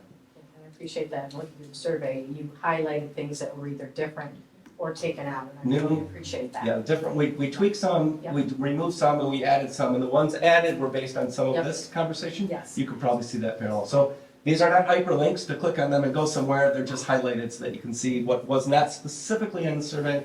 And some are on student and staff, some are on student and community, some are on all 3, some are on 1. It just depends on the group you're trying to get the information from. So really, these are some concerns, the diversity conversation. And this a lot of it came from some of the parent focus groups. It also came from the community leaders focus group. It was pretty loud in that group. Alternate pathways to graduation, we've talked about as a board. You've talked about as a board. We were here, Mr. Beal and Mrs. Taylor were talking about that just last work session, I think it was, or maybe board meeting. They're all running together. A lot of them have been in this room, sorry about that. About the social and emotional learning work at the secondary level, what does that look like? And as you know, We're gonna have conversations about ruler, and that simply is pre-K through 5. I think we have several other ideas of what to do 6 through 12. The question is what, and we still have to dive into that work yet. We're not doing that at this point. And then there's the EL growth. We've talked about that as a board, how that continues to expand. Some of these things have really come to the forefront in the last several years, so it's really time to readdress and ask some of these questions. After school academic programming, a lot of that came from middle school opportunities, which we want to talk to the board about coming up, not tonight, but in the future. Middle school opportunities for kids when it comes to athletics, intramurals, and fine arts for middle school, and maybe even some upper elementary opportunities. So we'd like to ask more questions in the survey. For all we know, we're going to ask this, and everybody's like, no, don't add any more. I'm like, okay, that's why we're going to ask it and go from there. And then some of the advanced programming at the middle school level. That has come up before. That is addressed in our survey. So we'd like to ask it again as we parallel some of those conversations. Safety and security. Students just request a bigger parking lot, maybe a parking ramp, anything to get them closer to the front of the building when they can park. There are questions about limited number of bus drivers and what that means for bus routes for kids.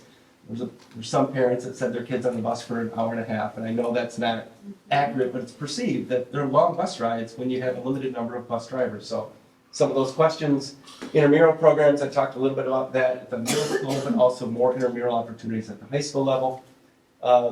Facilities, what does this look at as the district continues to grow? The kids want air conditioning, particularly at the second floor in our secondary buildings. It does get warm. I did not put this in there, but somebody said the administration building needs an upgrade, and I don't disagree, but I did not put that in there. And just other opportunities. One of the questions came up, a neighboring district put in an indoor training facility. Has the board had those discussions and things like that? So, and then communications. This is always a conversation, and I can tell you this is always something we add when it comes to the survey. Is really talk about communication.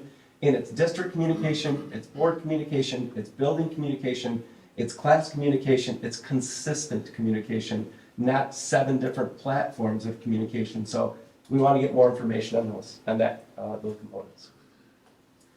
We always talk about the trust and the financial situation when it comes to the district. Those are, because we go through great detail, the difference between operational costs, bond issues, sinking fund, and non-homestead. So we break all of those up and talk about what that looks like. They feel that it's a well-managed district, financially stable, outstanding leadership in the buildings and central office. And these are not highlighted because we ask questions in the survey about these components. So this is great information, but we are not building a strategic plan on these focus groups, just to be clear. We're building our strategic plan based on the survey results that will go out. But the conversations that took place in focus groups are already questions that are asked, and there's open-ended questions where we get more feedback as we did last time, as we will this time. So here's the timeline. We'd like to administer the survey. It depends on the conversation with the board tonight. We're prepared to administer it as early as tomorrow and let it run for 3-4 weeks. We normally send an email to the staff, to the high school juniors and seniors, and to the community. And then we send a reminder when we get closer to the end of the window. So we can have that discussion when we talk about the survey. If we think the survey is pretty close and we have a couple tweaks, we can make those changes and get the survey out. If there's some major overhauls, we might have to come back and revisit it with the board in more of an informal or email setting. We would like to get the information out as the year winds down. 2 things happen. Some people check out because it's almost June, and other people, they really are in a mood of everything's great because the year's winding down. We really want to ask people when they still have maybe concerns on their mind that they're willing to fill this out and give us some good information. Questions? And again, we'll post this on our website so people can see it and go from there. This summer, we'll then start the creation of the strategic plan. The board will get an invite to attend that and be part of a group. And then we'll go around and start the draft, and then the board will get one iteration, then another iteration, and Hopefully no COVID within the middle. I'm sorry? And hopefully no COVID within the middle of this whole process. No promises. Nice. No promises. So it'll be open for. We'll probably hold it for more than 2 weeks. I put that in there initially because I didn't know if we'd be able to get it out before spring break. Yeah. But the more we're trying to think about, some people will have an opportunity over spring break, maybe sitting at home on the couch or maybe on a break even on a porch somewhere, want to fill it out and give us some feedback. And again, we'll remind people, we normally get between 600 and 800 responses, which is statistically quite valid. Good information, food for thought, and a lot of conversations. And for those who have been through the process before, it's really a lot of brainstorming around the data. Some districts do the process when they flip the focus groups and the in the survey, but then the focus groups are run by somebody else. Others, in fact, I'm going to a district to run their planning process just because somebody else from the outside can run it. Thanks for putting all this together. It's helpful information. Any surprises at all? The themes? You know, I've been through these so many times that last hour to hour and a half of individual concerns don't surprise me anymore because we want to hear them. Let's have those conversations about what it's like, and we talk about that. We talk about when there's the positive. You could say, "I love the teachers," and somebody else is sitting there saying, "That's not my experience." So we want to get them out of the experience. We do a pretty good job of not going down a rabbit hole and saying, "Hey, we got it. We got the notes down. Let's move on." We're just trying to get a whole bunch of salient points. We're trying to get those topics so that we can make sure we ask the right questions to our community. We're not looking at individual concerns because that is not going to drive the strategic plan. The overall data from the surveys will help drive that. I mean, if you want to, again, see results, it was, I don't know how long we've been doing this, but it was, I don't know, 10, 12 years ago. We said we wanted to develop. Yeah, I'm going to cheat. They're every 3 years, and this is number 5. So 12 years ago is when you first started this. Okay, that's right. Yeah. So, well, my point is, fine arts, that was one of the outcomes of the initial early surveys, early SOAR plan, I should say. And we knew we were going to be in the fine arts program, and that came back to us as well, and we put emphasis on that. And it's great to see that people feel like now we have a strong fine arts, at least some feel we have a strong fine arts program. So that's great. That's an output of the SOAR planning process. Yep, your one-to-one technology is part of it, your municipal electives are part of it. There's a lot of outcomes. So fully understand that we have a strategic plan. This is not a plan that says 40% of our kids will get this, this, and this. This is the plan of vision for the board to say, here are things we want to dive deeper into. It doesn't mean their outcome is going to be X, Y, or Z. It just means that is our task. I will tell you, SEL was a conversation about our last strategic plan. Ruler was not a conversation. Our job was then to dive into it to determine what we think is the best course of action for that goal. So we're not going to have specific things in this plan that says we want to make sure we use a Prentice Hall math textbook moving forward. We might explore the math curriculum at the secondary level, but that's the difference between really the overall vision and goal planning process. But when we dig down into each goal, that's where we bring things to the board, and this is a true outcome of the strategic plan. Any more questions on the surveys? Good, then we'll move into the focus group findings. Now we'll move into the surveys. Yeah, so the surveys, the first survey is the student survey. I'm going to just highlight a couple things on the student survey. We did not make mass changes. You can tell it's a pretty lengthy survey. It does seem a little bit shorter because we cheated on like number 11 or number 9, number 8, 9, 10. It's 10. We skipped a number. Maybe I skipped a page. It's out of order. But some of them have multiple components, if you'll see. From a student standpoint, there might be 30 or 27 or 28 questions, but some of them have multiple components on there. If you look at number 11, I think it's on page 5. It's a little bit out of order there, but it says 11 continued. It's actually number 9 continued. But if you look at the green lettering about halfway down, the school environment is safe from bullying. Then we have 2 components: the school environment that feels physically safe, and then emotionally safe. Those are questions that we wanted to get into a little bit when it comes into some of the SEL work that we're doing, or even some of the diversity and advocacy work that we're talking about.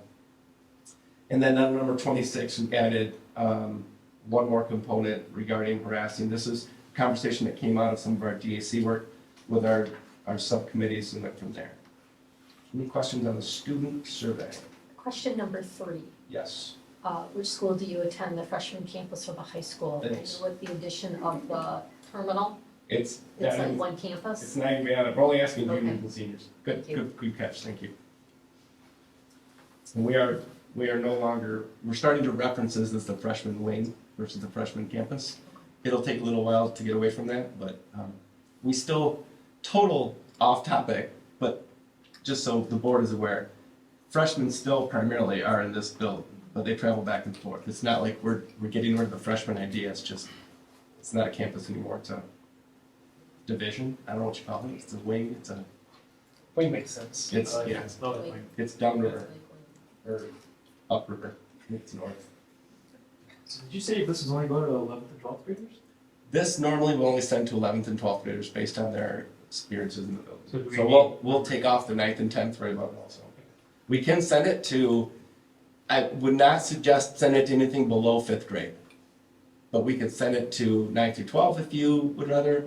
It doesn't matter to me, it's really just an organizational component for the high school to get their kids to do it. We email all the kids, and then the seminar teachers ask them to fill it out in seminar if they haven't had a chance.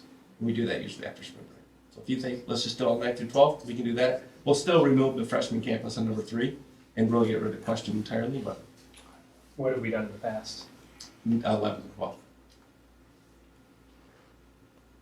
No It doesn't offense- hurt. No offense to 9th and 10th graders, but that's what we've always done. Their experiences are different from 9th and 10th graders than 11th and 12th when they're a little bit, some of them are going to the skills center, some are working. I think these questions are really good questions though, that I would love the perspective on the 9th and 10th grader, some of the ones we've added. That could be swayed either way. I'll stick with what we've done. Well, I will say the one thing if we do 9th through 12, if they do it in seminar, all the kids are in the same seminar. So a seminar teacher has kids in 9th, 11th, and 12th. That's intentional. So they do it at the same time. We'll just ask 9th through 12th because then we can always weed out the 11th and 12th graders, and then we can see really who had better answers. How's that? I did not say that. You said. I was paraphrasing what I heard. Oh, then I could be swayed either way. I'll defer to veterans. Any other questions for the? If it's in green, is that new? Yes.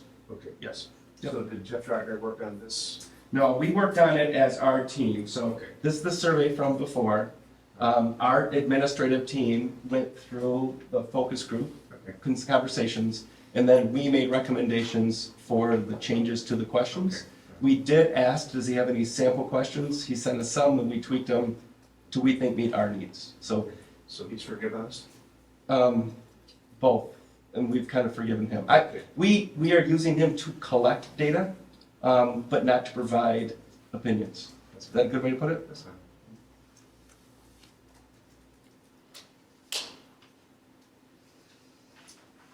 Any other questions on the student survey? All right, we'll go to the community survey. This is a survey about 93 questions. We've added, we've rephrased number 5. So number 5 is not truly a new question, but it's rephrased. It was special education services, but now with programming and services, so we just cleared up number 5. Number 11 came from a long conversation about the number of smartwatches that elementary kids are wearing to school, so we added smartwatches to the conversation. If you look at 13, 14, 15, and 16, those are really about the conversations about not only DAC, but the information regarding SEL. So those are, and they're not specific to a curriculum, they're just in general to get a sense of what people's thoughts are. From early childhood to elementary, middle school, and high school, we don't have truly an SEL curriculum at the secondary level. So these questions, though, help address the need and what they want to be. Dr. Vanderjack, on number 16, can you just add an S to student? Students. Yes, thank you. Is there a reason why we're capitalizing the word all? No. To emphasize it. Soon, right? What was that? You say all, you mean all. Right? Yep. I would hope. Yes. Interesting. Yeah. We wrote that way. I'd like to think that if we don't capitalize it, that people would think it's all. I think that's a. I think you know why that's needed. Well, No, I. hold on a second. Sorry. We can keep it. We wanted to make sure people were aware that they read it, that all means all. Yeah. What else does it mean?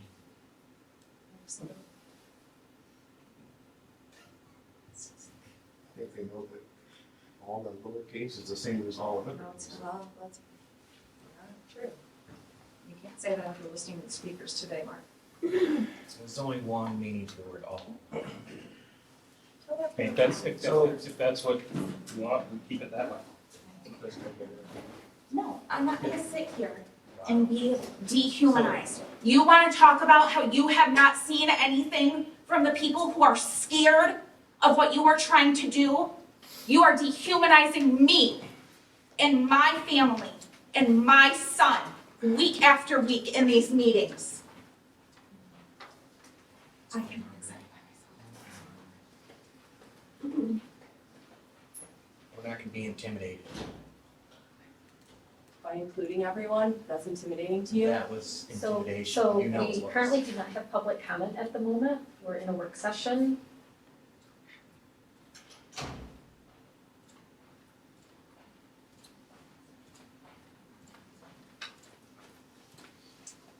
So we can, it doesn't matter. We can keep it, we can reframe it, but it was intentional. Okay, it was intentional, okay, then let's keep it that way then.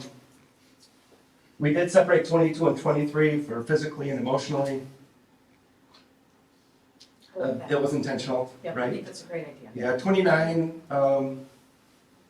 when we first asked that question 3 years ago, we were beginning it at the elementary, so we moved that from that conversation, because we're not going to begin it. We've been using it, we want to see how it compares moving forward. After-school programming, if you look at number 40, we did address that with after-school programming.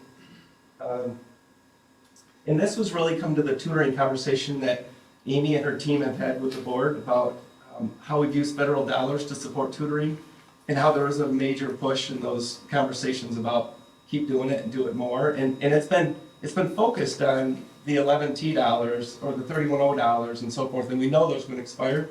So we're trying to get to the root of this is how much do we want to make this part of our operation? We'll go from there. Makes sense. Number 44, specifically of the alternate pathway to graduation, which we discussed multiple times here. And I know Amy and Mr. Beal and their team are continuing to dive into that work. That's a heavy lift, but we're looking forward to some great things that will come out of that work already, but we want to start getting some feedback on it. Number 57, 58, 59, and 60 really get into the conversation about caring for each other and what that looks like and how do you know what that looks like. Again, you can see this is a wide range of topics, a lot of information. So we're trying to just see what questions are out there that we're going to get feedback from. What we don't want to do is have an open-ended question that everybody fills out kind of the same way because we didn't ask the question. So we're trying to ask as much as we can in here. And we still will get a lot of feedback and open-ended. Number 61 and 62 get into the SEL conversation, but you can see how it's worded. It's more of about learn about responsible for the action. That's about SOAR also with our PBIS work. Thanks. Intramural questions, number 74. We updated number 79. We did put some information on number 81. Again, this was another piece of information to share with our community when they fill it out so that they're aware of what's coming up in May. Going from there. You can see some of those out in closing, some of those other components.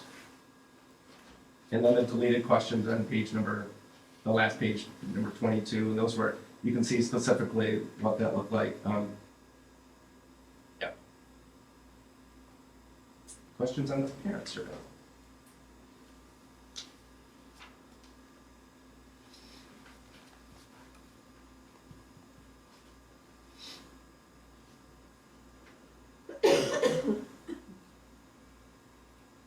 That's great.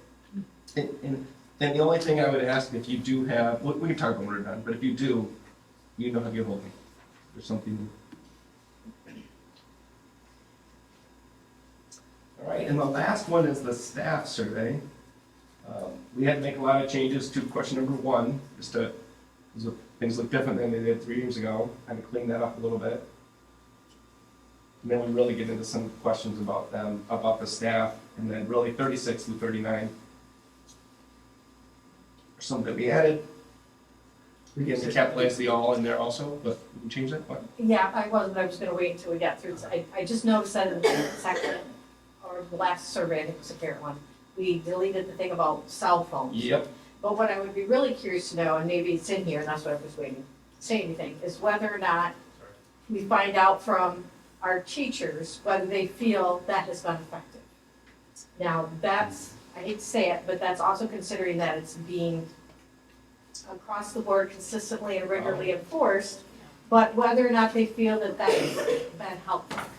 I think Because that's it was part of our prior SOAR, right? Yeah. Part of our prior discussion. And if that sort of policy has been helpful, I think it would give us additional teeth if we want to make it even tougher. Should we say it? Yeah, I have yet to meet a parent that doesn't want their kid to have a cell phone in their building. No, that's just. I know that. Our issue is not with kids texting each other. Our issue is with kids' parents texting them during school. And I'm personally telling you that from somebody that I know that currently lives in my house. That he receives more texts from his mother during the day than he does anybody else, and that's a bigger conversation. So I think the crux behind it is our staff have figured out a way to conduct curriculum and work in the classroom and instruction without it being a disruption. If you go into our classrooms, they all have these. Yeah. And so we have found a way to hopefully educate our kids. We continue to educate. And I will tell you that to this day, most of our major discipline problems to some degree involve a cell phone. Somehow. Yeah. Recording, taking a picture, social media, bullying, all those conversations. You remove that, they gotta go back to passing notes that are not nice, like we did when I was in school, right? So asking the question, I just don't know how much we would change with that information.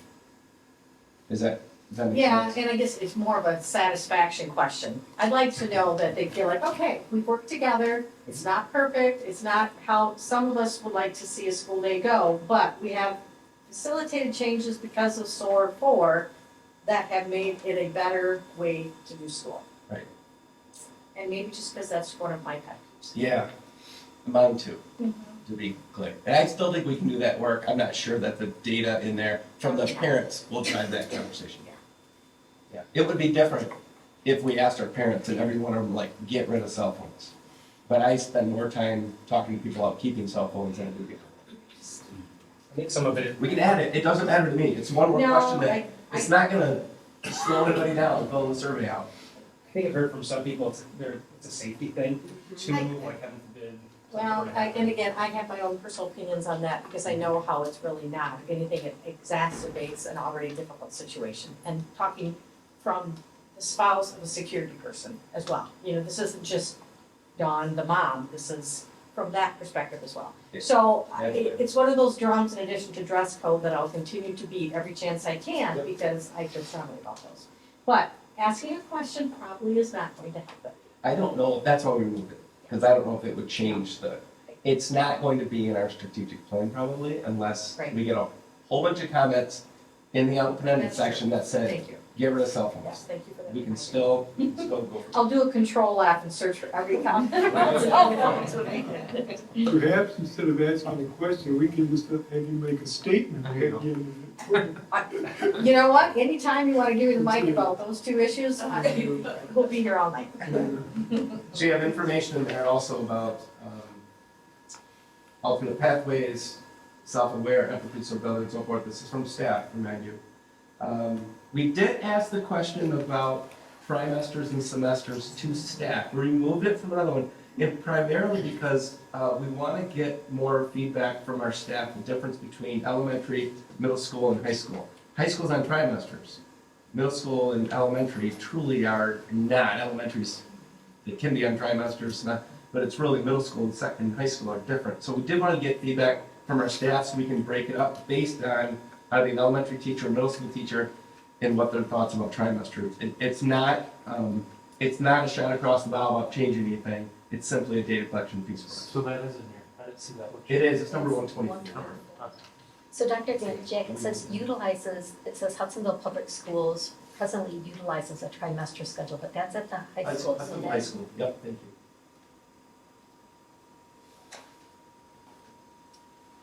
Taylor, are we also, I'm glad the question's in here, I think that's brilliant. Now, are we also evaluating that sort of outside of the survey and the SOAR? And because we've had questions or discussion in the trimesters. Trimesters and Yeah. semesters, we're not at this time.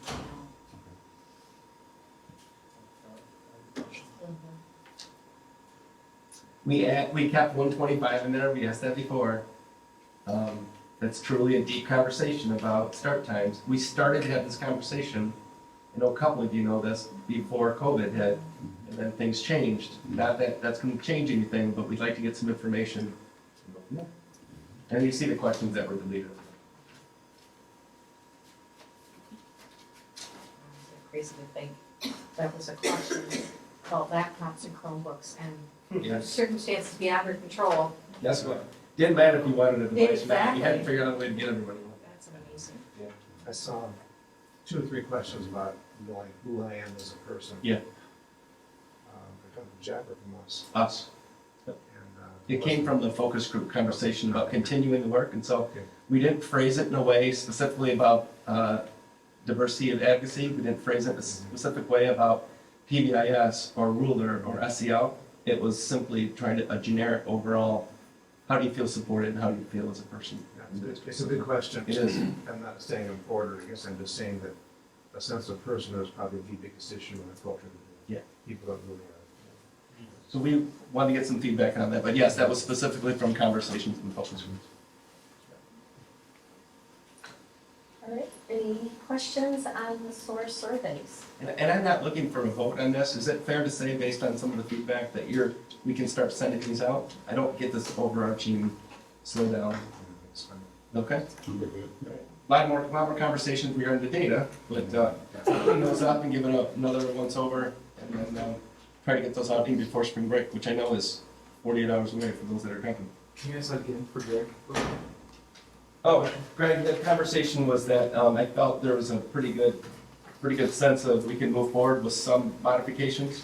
I know we're not looking for a vote, but I also don't want to send it out if the board overarching wants us to wait. And it seemed like it was okay to move forward. You okay with that? Yeah. All right, we'll work on getting that out. Thank you. All right, social emotional learning, SEL curriculum. Yeah, so we had conversations about this for the past 2 years, year and a half, maybe. We provided a lot of data to the board. The board approved the survey that we sent out to the parents to get some parent feedback. We sent that to the board maybe a week and a half ago with some information. We have some other information. There's a document that has a lot of links, that has a lot of data. We're going to put that on our website so that people can look up that information, see that information. We'll put the parent feedback on there, the comments, so that everybody can see what the board has reviewed and gone from there. We would like to bring a recommendation to the Board of Education based on parent feedback, based on staff feedback, based on conversations with the association. We'd like to bring a recommendation to the board at the May board meeting to continue with using Ruler as our social emotional curriculum. We're not looking for a vote tonight. I know that there are some people that on the board that might want to have conversations or discussions or ask additional questions. So we have time to get that information to the board if that would help you in your decision-making process. We know we've talked to teachers now, we've talked to parents, and there's a lot of stuff out there. There's a lot of information over the course of the last year and a half. We spent probably more time on this than a lot of things that we've talked about. And I do want to make it clear to the board, I'll remind the board in May, that this is a curriculum that we feel our staff has invested in, our teachers are invested in. That doesn't mean that 5 years from now or 2 years from now, or there's going to be something this is better. I mean, the current textbooks we're using are not the original textbooks that the board approved. Things can change, but we also know, hearing loud and clear from our teachers, they asked for this many years ago. They needed more training in this area. They wanted a consistent platform. You've seen the information that's been evaluated. You've seen how the evaluation process looked by many professionals in the district. And this is our recommendation at this, which will be in May. So tonight was just more of a, are there any questions you might have, something else you need from us prior to give you 2 months to, or 2 month and a half, whatever the May board meeting is, sorry, and go from there. We do not have, so the floor is open to any questions that the board might have based on information. Is there a reason why we're waiting until May typically? I know everything seems kind of like you want it sooner, so I'm just curious. Well, we can do it in April. We can do it at the next board meeting. It doesn't matter. I just know that that ship has sailed for change into something else for next school year. So we don't have anything for next school year if we don't have this program. We don't have it from the training, the licensing, all that would take place in any other consistent curriculum. We normally bring it to the board in December with curriculum changes. Based on the change in board, we've delayed that so that this board can make the decision and go from there. So we can do it in April or May, and it doesn't matter to us. Either one's fine. I don't want to have a special board meeting for it, but you're the president, or you can do that if you want to. I don't care, I guess I would look at the length of the agenda. I think May makes sense from the perspective of we're getting towards the end of the year.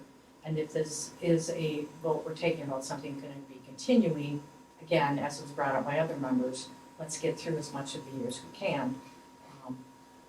But again, I don't know if anybody's vote is going to change one way or another.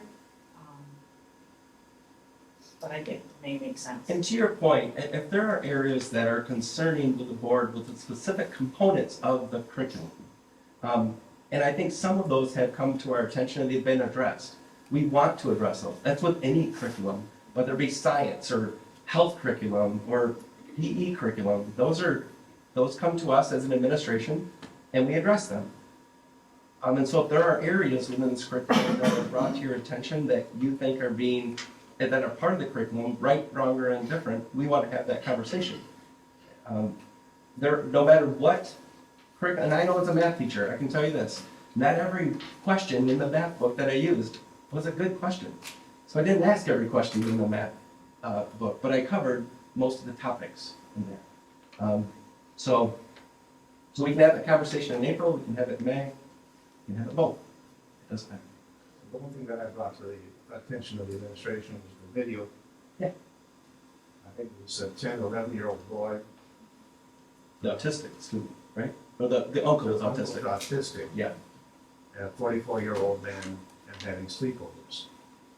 And I anticipated a response from the administration, which was, well, we can cut that out. But that was not the response I got. I got a defensive and even tearful response defending that particular video.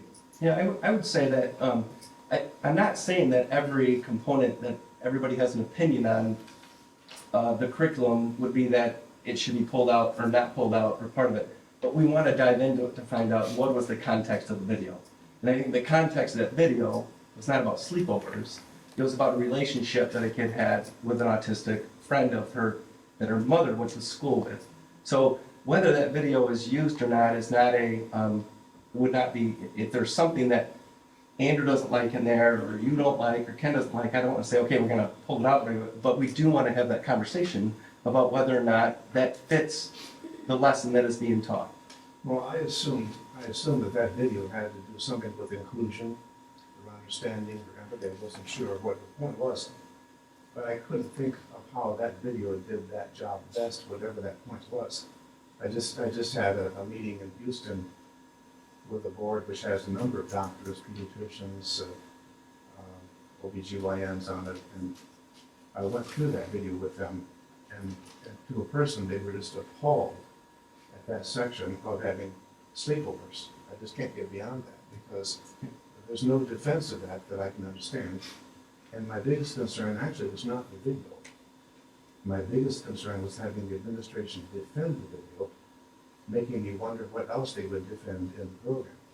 Because if they would defend this, I wonder what else they would defend in the program. And Mark, like I had emailed to you, your sense and context was totally different than mine.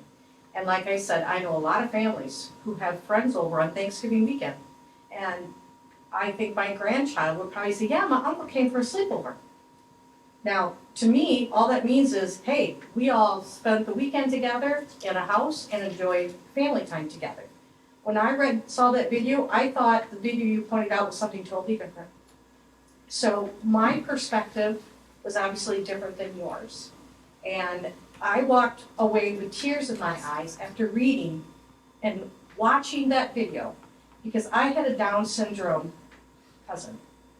And this gentleman was autistic, was a friend of his mother's, who had been part of their family forever. And I was honestly shocked, Mark, that you took that video and twisted it into something that could be considered inappropriate. And I appreciate the fact that you viewed it differently. I think there's probably the case that 2 out of however many might feel that way, but we can say that about anything in our curriculum. We could say that about the Scarlet Letter, the book I think your wife taught in high school when I was there. Someone could be deeply offended by that. But I don't think you can lose the educational value of that clip when you're trying to talk to kids about having empathy and kindness toward people who are clearly different than you. And that's the point I took away from it. And so, although I appreciate the fact that you're concerned about what some people might perceive that video to be about, I can appreciate the fact that our staff has said that that's still a valuable piece of the curriculum. I share the same perspective as Dawn about the video. I watched the video a number of times and did not feel that there was something nefarious or dirty or sexual about it. I just did not get that. I don't know what doctors you're with or whatever, but I did not walk away from that. Number one, from the video, that number one. Number two, I trust our administrative team to decide whether the video belongs or the video doesn't belong as a part of the video context. So I'll leave it to their wise judgment as to whether that's the case. I took no sexual or nefarious perspective away from that video at all. And my perspective is the same as Dawn's. You have people spend the night, people who are challenged. It's not a sexual video, in my humble opinion.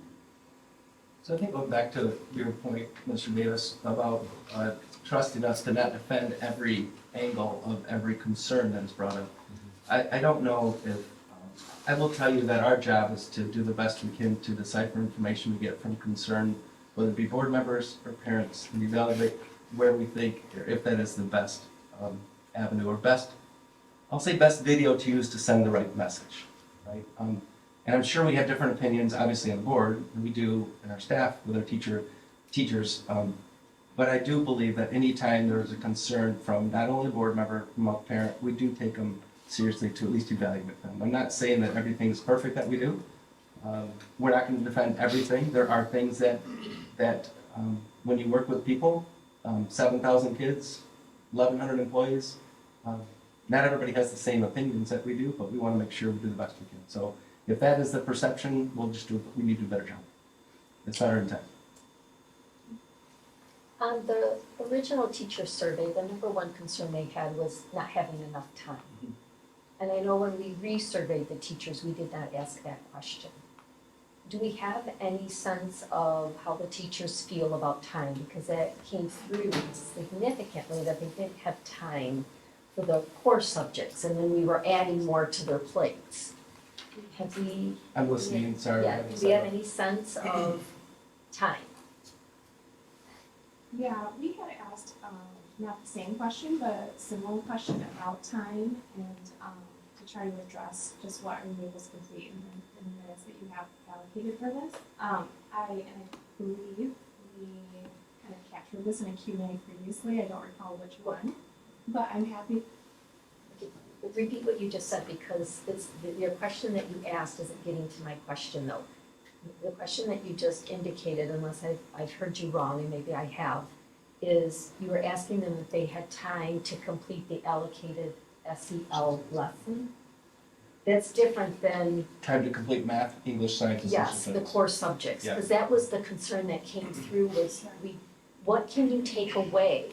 You want us to add SEL, there's only so many minutes in the day. Yeah. We only have so many instruction times. The question was, what can you take away for us to add this? Because we don't have enough time for the core subjects. So I had some conversations with some teachers regarding that conversation. Not all, we don't have concrete data. I would say that today, would they say they have enough time or not enough time for the other topics in their class on top of this? But I think we have some ways to get that information in the next few weeks to get that. But the conversation was, I do this every day.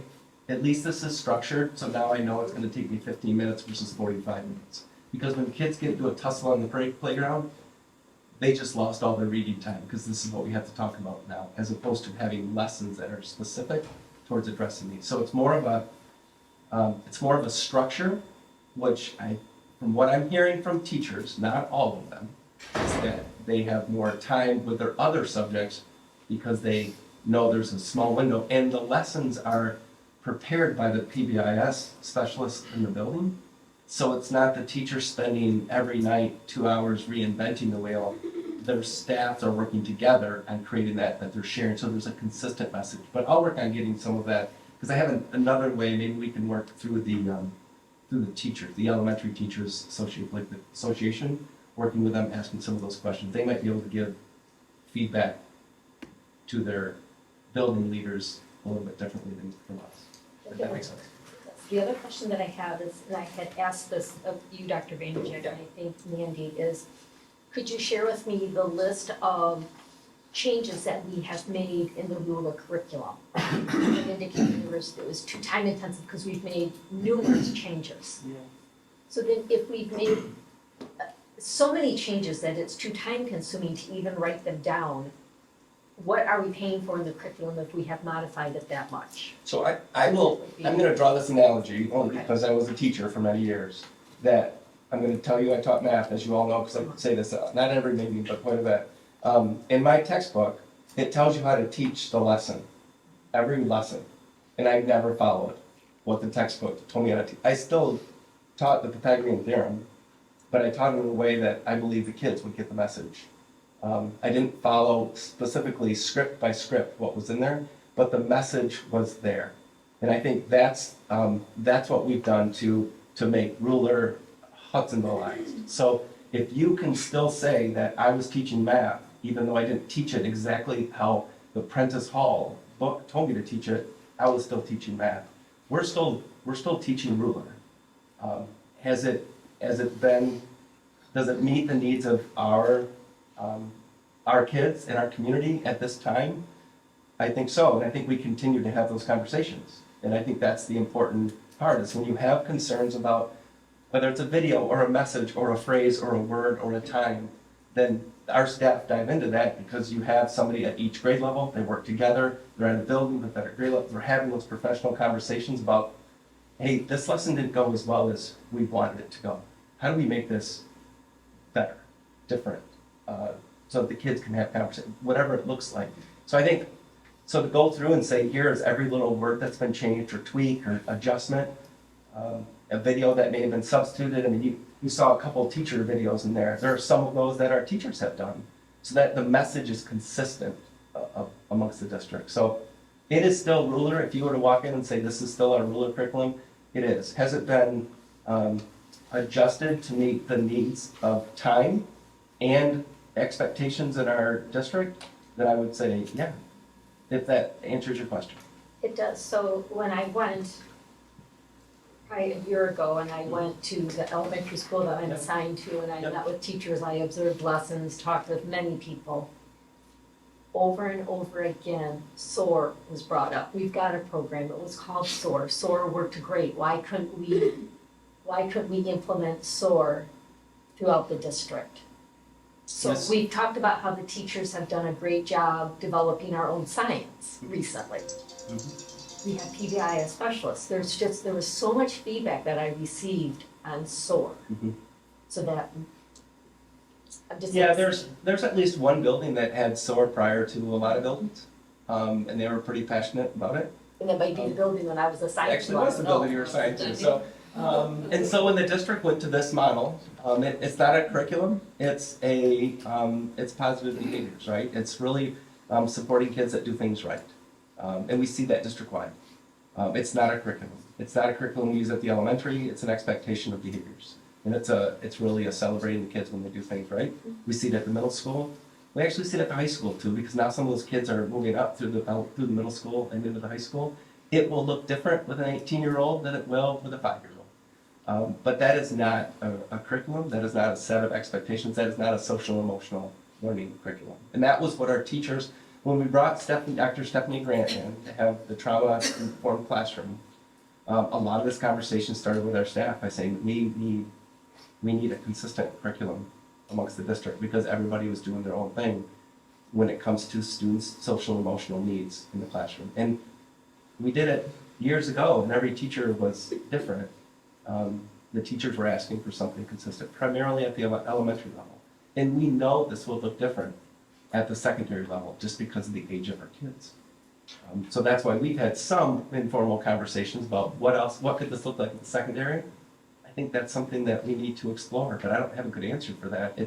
It's definitely not, hey, we did this at the elementary, we're just gonna move it on to the middle school. We have to evaluate what's best for our kids when it comes to middle school and high school students. But I also think, as we heard from some of the focus groups, we'll see in the surveys, our staff asking for this at the secondary level also. They were at the elementary heavy. I want to go back to Bob's previous question about the changes that have been taking place. And I think math is a good point of reference. All I got, so. And he's got more than that.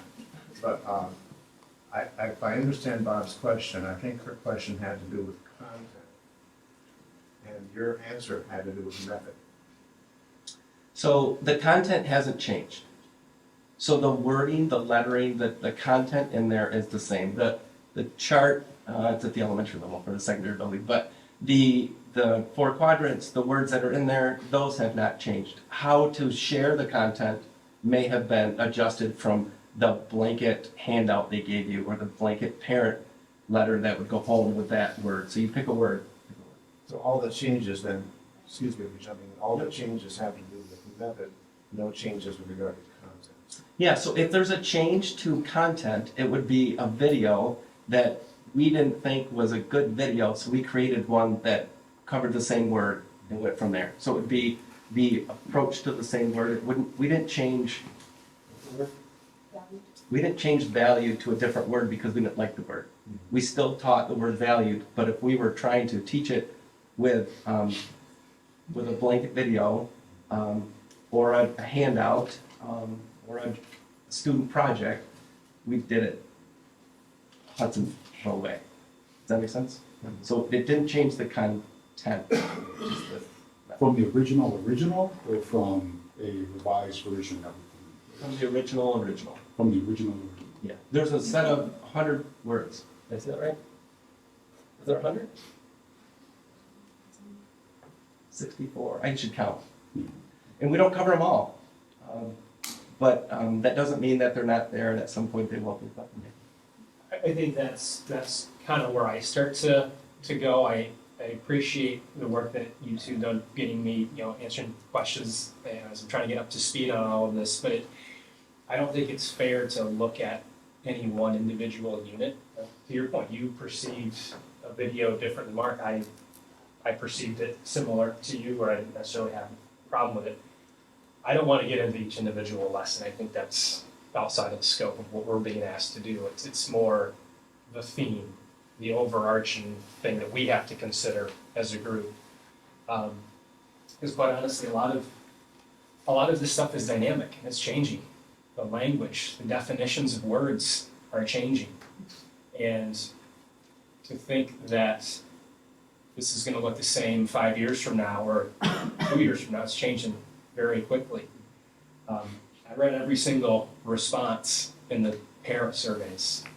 I went back and read all the teacher surveys from November before I came on to just, again, subjectively, I love data, I love numbers, but that only tells you so much. And the one consistent theme I just want to put out there, I think our PBS specialists do a fantastic job. I mean, that was universal, the amount of time that they've put in. So I haven't had the fortune of meeting all of them, but kudos to them. That was universal across the board.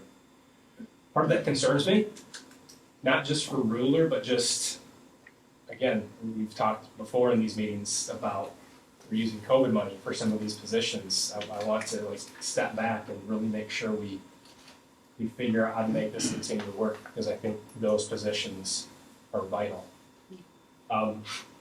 So I think we need to look at the themes, we need to look at what the people are actually saying. What I'm still trying to figure out is messaging on some of these things. We have 531 responses to the parent survey. We have 118 people that are like, no to SEL, no to anything. That's 22%.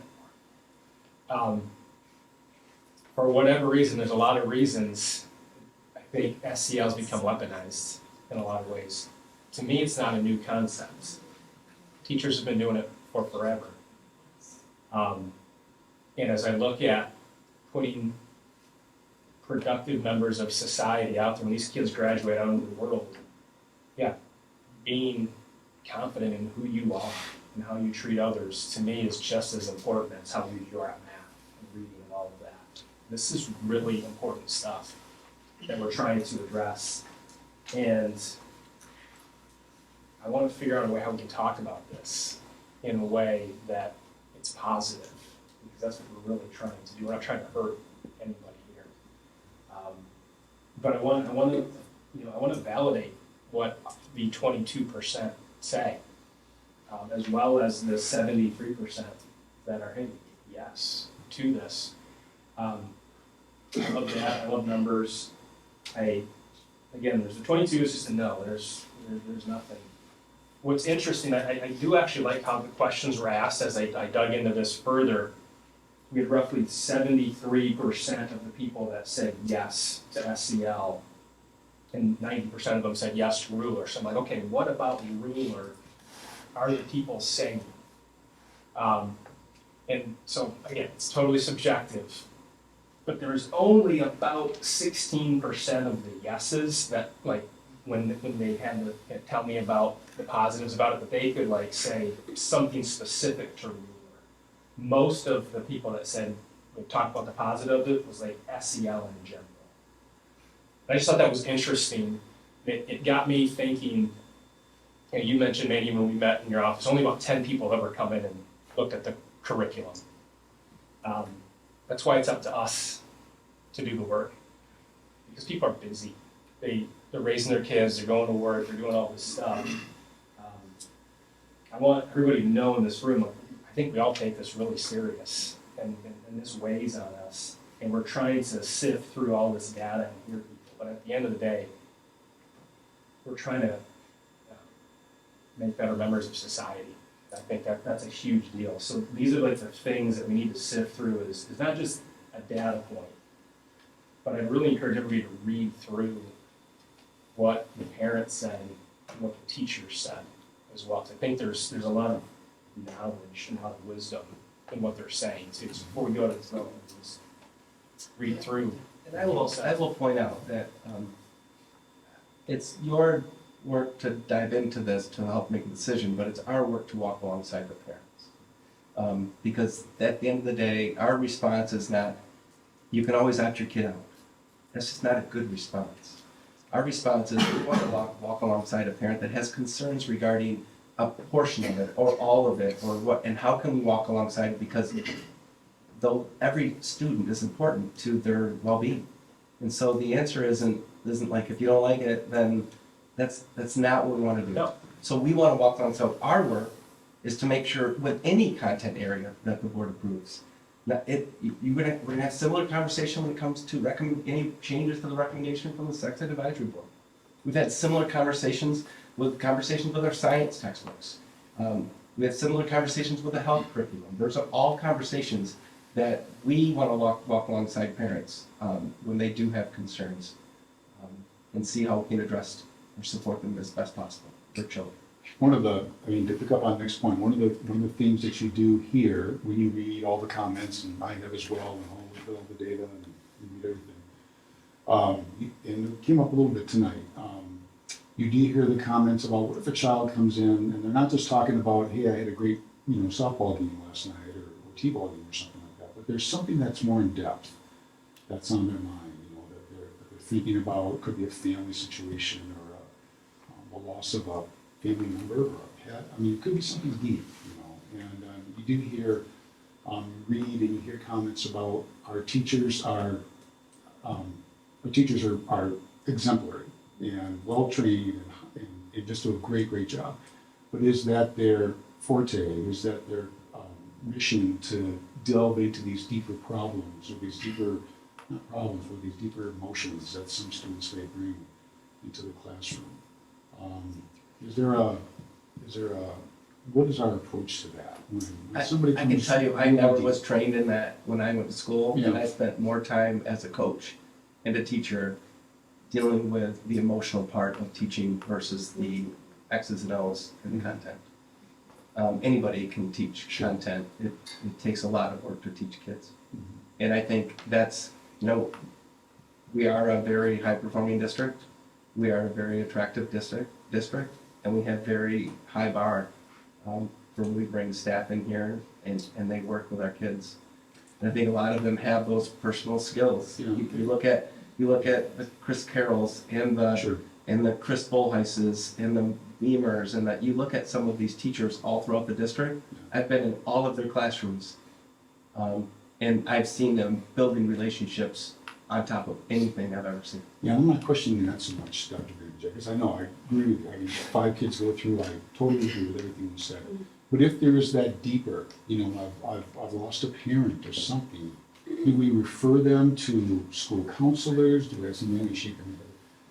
Are there other supports that we give a child like that who may really be struggling with something that is over and above those super relationship skills that our teachers have? So we obviously have counselors at the secondary level. Yeah. We have PBIS specialists that are building relationships with kids on a regular basis. We have school staff security that build relationships with kids on a regular basis. We have school psychologists. We have social workers. We have people that, if we have trauma in the building, we have teams of people that are there to support. And almost all of it starts with the teacher. Almost all of it starts with a teacher or a security person or administrator recognize that a kid does not look the same today. So then a teacher could refer them. Yeah. I'm kind of looking at you. Yeah. A teacher can refer them to a counselor Yeah. or another resource. They have child study teams. They do all of this. Yeah. I think we have referral systems in all of that, and I think a parallel to that is when we look at our Blue Envelope project, which is in partnership with Noel, is that we want to teach all teachers how to navigate when that initial point of contact happens, because we know that kids share those things with people that they trust the most. So that they get the training on how to navigate that initial conversation, but then refer and know how to refer and to who to refer for that level 2 or that next level of intensity, so the person with the right qualifications can dive deeper. And I think just to move back to the ruler lessons, and one of the core routines is the community circle aspect, is that is something that has had a different name from generations. It's basically getting your class together and have a classroom community conversation.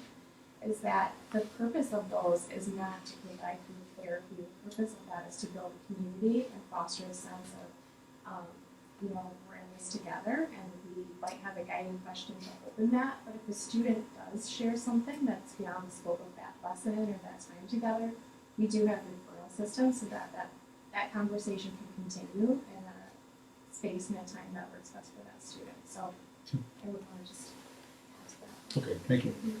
Just to piggyback on that, teachers have done a great job of building relationships for years. That's different walking in some morning and identifying that a kid is struggling this morning, as opposed to introducing a topic or a lesson that may lead to that. And I think that's where it gets a little wobbly, and I'm concerned that, yeah, are the staff fully equipped to handle that? Again, I'm uniquely qualified. I do have a master's degree in counseling and psychology. I won't just show up here today.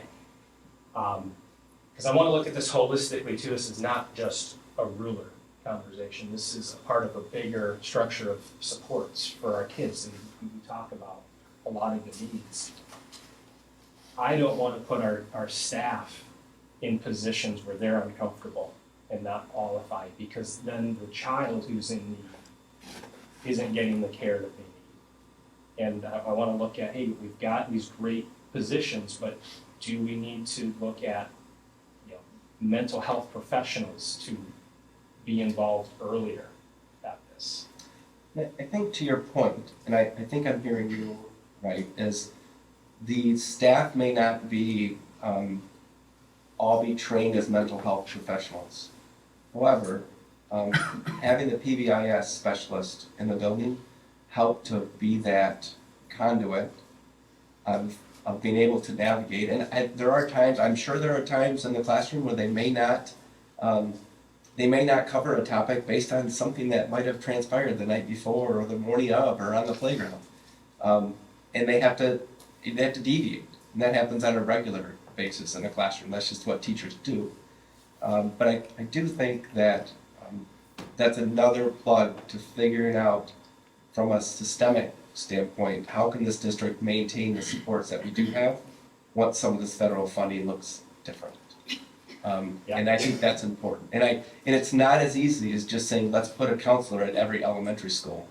There are not enough counselors out there. And that now you're putting people in positions based on trying to fill them versus finding the most qualified person. So I think we have some ways to continue to do that. And I think you said earlier, this is ever changing and evolving, and it's going to look different a year from now than it does today. And that's our job to say, okay, what is the best course of action and our recommendation to the board moving forward right now that we feel based on our staff's preparedness and how they've navigated incorporating ruler into their curriculum a year ago looks different than it does now.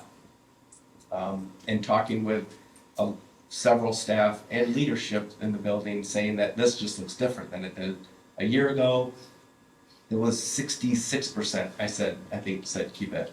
Was it something like that a year ago? It was lower. 58 or whatever it was a year. We asked them 3 questions, and then now it looks a little bit different because it's evolved, it's changed, it's more comfortable. It's the second year doing it, all of us. You're going to naturally get that. Again, I think it speaks to the quality of our PBIS specialists and our teachers that they worked so hard. You said 23 staff worked all summer to reinvent the curriculum. I don't know if that's a good thing or a bad thing, that we had to do that much to that curriculum. I think that's fairly typical, so let me give you an example. Okay. Right now, you heard instructional coaches this evening talk about they're doing the shifting the balance work, which is in improving our practices around teaching phonics and phonemic awareness in our classrooms. Well, we're at a place now where we need to work with teachers, and we are going to be meeting with them this spring. They are expressing some interest in making some modifications to our board-approved curriculum because we have new learning now, right? We have new learning around phonics and phonemic awareness and where that fits within our reading curriculum. And so we will likely have kindergarten, first grade, second grade, third grade teachers that we are working with this summer to make some of those modifications. So that's a typical practice in curriculum. When we know better, we do better. We make the shifts, we make the changes to some of those instructional practices that we've been working on all year in PD. So that number doesn't surprise me. That's just kind of what we do when we are looking at when we know better, we do better. You know, Dr. Vanderjack, you use the words ever-changing and evolving. And I appreciate the measured conversation that we've had here this evening without anyone getting upset or anything like that. During the election, this was one of the top two things I heard from people, and I didn't walk up to people saying, what do you think about ruler? It was, hey, what are you gonna do about ruler? And I have evolved to a certain extent over the last several weeks, because if you would have asked me when I was running, I would have said, no ruler, no SEL. We don't need it. We don't need it in this district. And I was firmly convinced of that. Yet I did say to people I would keep an open mind and I would look at those things. And after spending a couple hours with Mark over at South and John at Forest Grove, and especially Josh at Bauer, they've changed my mind. And right now, I'm going to tell you where I'm at. I'm not going to change. Okay, so I'm not going to, because I've given it a lot of thought and I've looked at a lot of stuff. I'm willing to look at SEL. Okay, I'm not willing to look at ruler. And it's because of the ever-evolving and changing things that are going on. I'm not concerned about our teachers. I'm not concerned about our PBS folks in this district. What I'm concerned about is the people who are in charge of ruler. I'm concerned about what their agenda is, and not by trying to figure out what their agenda is, but what's important to them and what are the things that they are stressing in their writings and in what's going on. Are you specifically talking about the author of ruler, or are you talking about the professionals in our district that made that decision? No, I'm talking about the author of ruler. Okay. Okay, bracket. And then I'm also talking about Dina Simmons, who recently left ruler. Okay, left ruler, and both of them are much further left than I am, much further left than 90% of the people in this district are. And that's what I'm concerned about, Dr. Vanderjack. I'm not concerned about our folks. I think we have good folks here, but that goes back to the issue too about, okay, we've got to change this curriculum, okay, and you know, I talked to Mark at South about, you know, what program he was running there, and you said it wasn't an SEL program, and I'm not going to dispute that one or the other, but he was doing something that filled a need and that hit kids where they were at. And so, you know, I'm open to some kind of an SEL, and one of the things that I read recently, in fact it was over the weekend, this author said there was no such thing as a values-neutral social and emotional learning program. And I firmly and honestly believe that. And it's, my thoughts on that are not going to change. So I'm in favor of looking at another SEL program. I'd like to know when we find one, or if we find one, you know, more about it. Because when I looked at some of the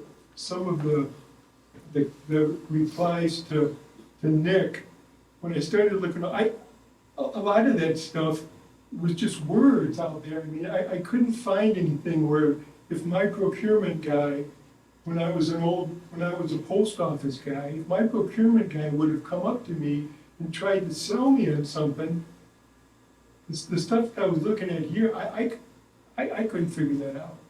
And maybe it's that I'm not that sure. But I haven't spent 31 years in education, but I've spent 66 years on this earth, and I've spent 40 years dealing with people, and I know where people are at, and I know a lot about human behavior, and I don't have Nick's degree, and I'm just saying that right now, I'm convinced ruler is not the program for us, but I'm willing to look at SEL. I would just recommend that we wait till we bring it to a board vote. Well, before, I apologize for not getting into the weeds, and it's still a work session. We haven't posted. No, I understand that, and but I want everybody to know where I'm sitting. And I'm not arguing that. Yeah, right. I'm not trying to convince you anything other than when we have the regular board meeting to share those. And I will share that.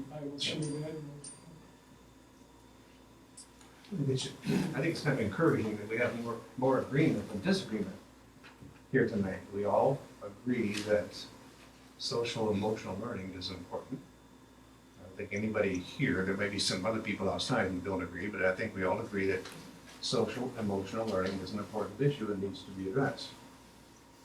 I hear uniformity in our agreement with PBIS. I think they're doing a great job. I haven't heard anybody disagree with that. I think we all agree that our teachers are doing a fine job and being sensitive to the needs of our students. When a kid walks in the room, if something's off, the teachers know that. These are bright people. They do a great job. And I think we've heard also that we have a great referral system. If we see a kid that's in the middle of disaster, we know how to get them into help. The only point of disagreement is ruler the best we can do?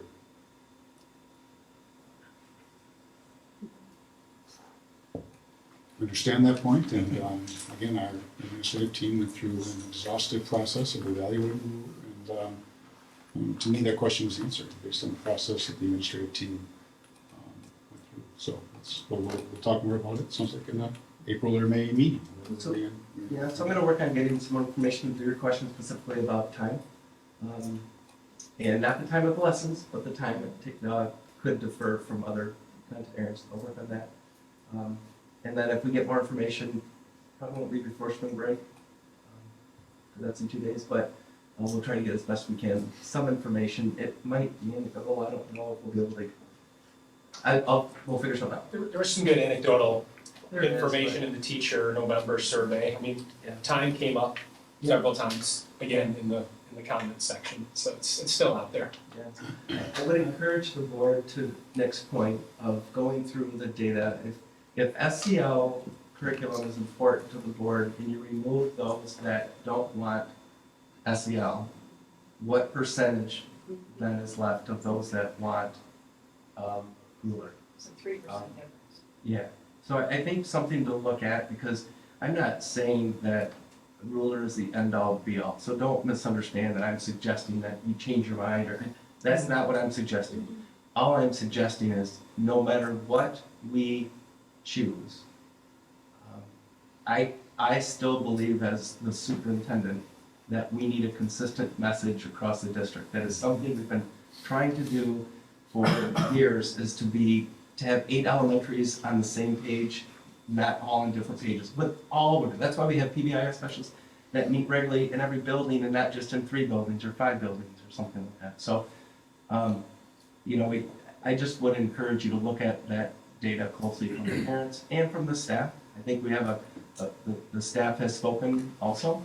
I just encourage you to look at it, and we can have conversations if we want to address this at the April meeting, which I think is the 13th, right? We come back from break. I don't know how much data we have, so maybe the May meeting might be better. Or if I can get something, then I'll let you maybe do an informal poll about when do we want to bring this back to the board. We do not have another option. We're not going to bring 2 to the board and say make a decision. So we go from there.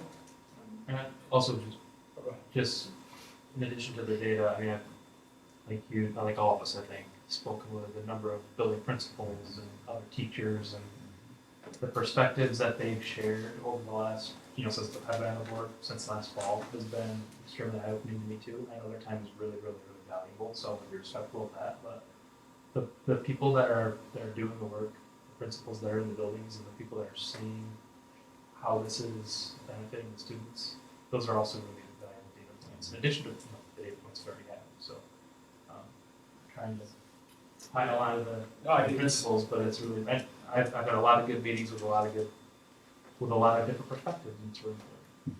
We need to listen to the teachers and. Yeah, I said to somebody else, I mean, I wouldn't pay my plumber to do my taxes, right? I'm not gonna, the people that are experts in this field are trustworthy.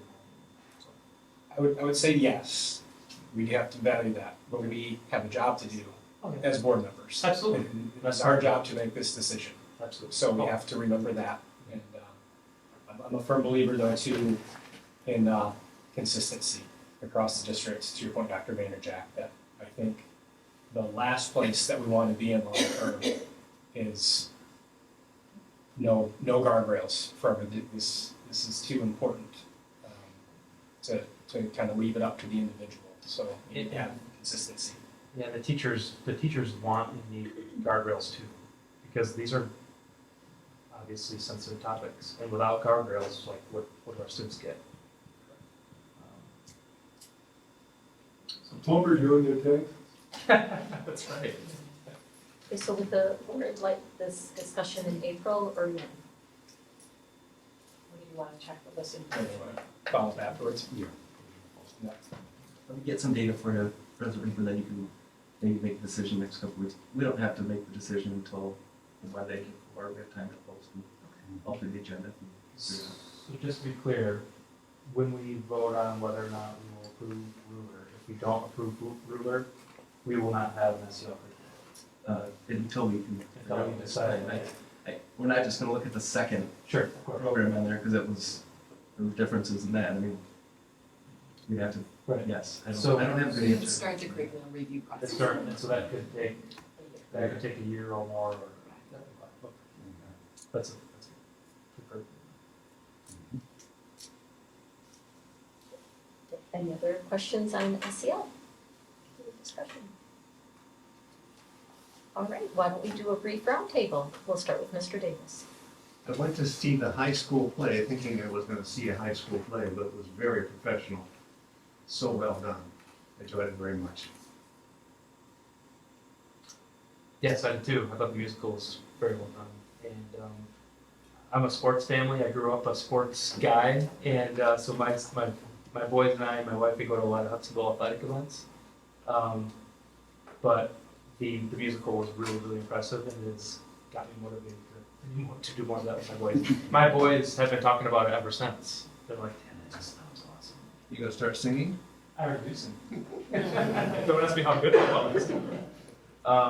In addition to that, like I already said, I've met with a number of building principals and a number of teachers to talk about this very important topic. And every time I walk away from those conversations, I just feel very energized and motivated and excited about all of the things that we're doing here. And it's just awesome to see all the wonderful people that we have supporting our kids and supporting. Well stated. Happy spring break, everybody. Can you give us a highlight of the drum line? What's that? Is there a highlight of the drum line? Well, there is, but I don't know. The drum line is first in the state right now, and won the last competition they were at last weekend, and apparently there's a national competition as well, bringing the number 7 in the nation in terms of drum line as well. So, yeah. Mr. Vanderwall and his team continue to do an outstanding job. Outstanding job. Maybe an update from the Yes. Winter Guard. Yeah, so I had the opportunity actually to go to the community event. They had the drum line, color guard, winter guard, all of that. Absolutely fabulous. First time I had seen the drum line this winter. I follow the color guard kind of closely, and on Saturday at Caledonia, Hudsonville finished first. So it's a really awesome program, and they're doing very well as well. And it's interesting because Hudsonville does not pay a choreographer to design their program. They do it all in-house. So it was just cool to watch. Good things to go. I just had the opportunity to go to a celebration at the Early Childhood Center last week and to see all those little kiddos and how they march in line when they're just 3 years old and no one got out of line. It's just amazing to watch. Some of them do have the cord that they hold on to. They did, only one little group, but they were cute to watch. They did a nice job. I'm reminded of how great of a district and a community we have. I mean, there's adult conversations we have here, because that's what our role is, but we're pretty blessed to be in Hudsonville, and to hear musical several times, to hear about band and those types of things. My daughter's in the water polo program. They're ranked number 1 in the state, and went for the 6th state title in a row. More support, the better. Would be great. Aaron, you can appreciate that. We always have more fans at water polo. Absolutely. It's fun to watch. It's intense. But yeah, I would just encourage people to get involved in areas that you maybe wouldn't otherwise get involved in. I mean, same thing. I didn't grow up in a artistic family, but my daughter was in the musical, and I went 3 times, and it was great. Laughed every time. So it's good to step out of your comfort zone, get involved, volunteer. I think one of the one of the true blessings of being on this board is having a reason to get into the buildings and volunteering, reading to the kids, and you learn a different perspective when you actually go have conversations with the principals or see the teachers in action. And the kids are great. I mean, I think kids are better than us adults at a lot of things, a lot of times, and so you learn a lot from being in there. So I'm really fortunate to be a part of this. Happy spring break. Hopefully all of you on staff get a chance to actually take a break. Appreciate you all. Appreciate the conversation this evening and a very good presentation. Alrighty, with that, I'll take a motion to adjourn. So move. Alright, and a second. Support. Support from Andrew. Alright, all in favor say yes? Yes. Alright, we are adjourned.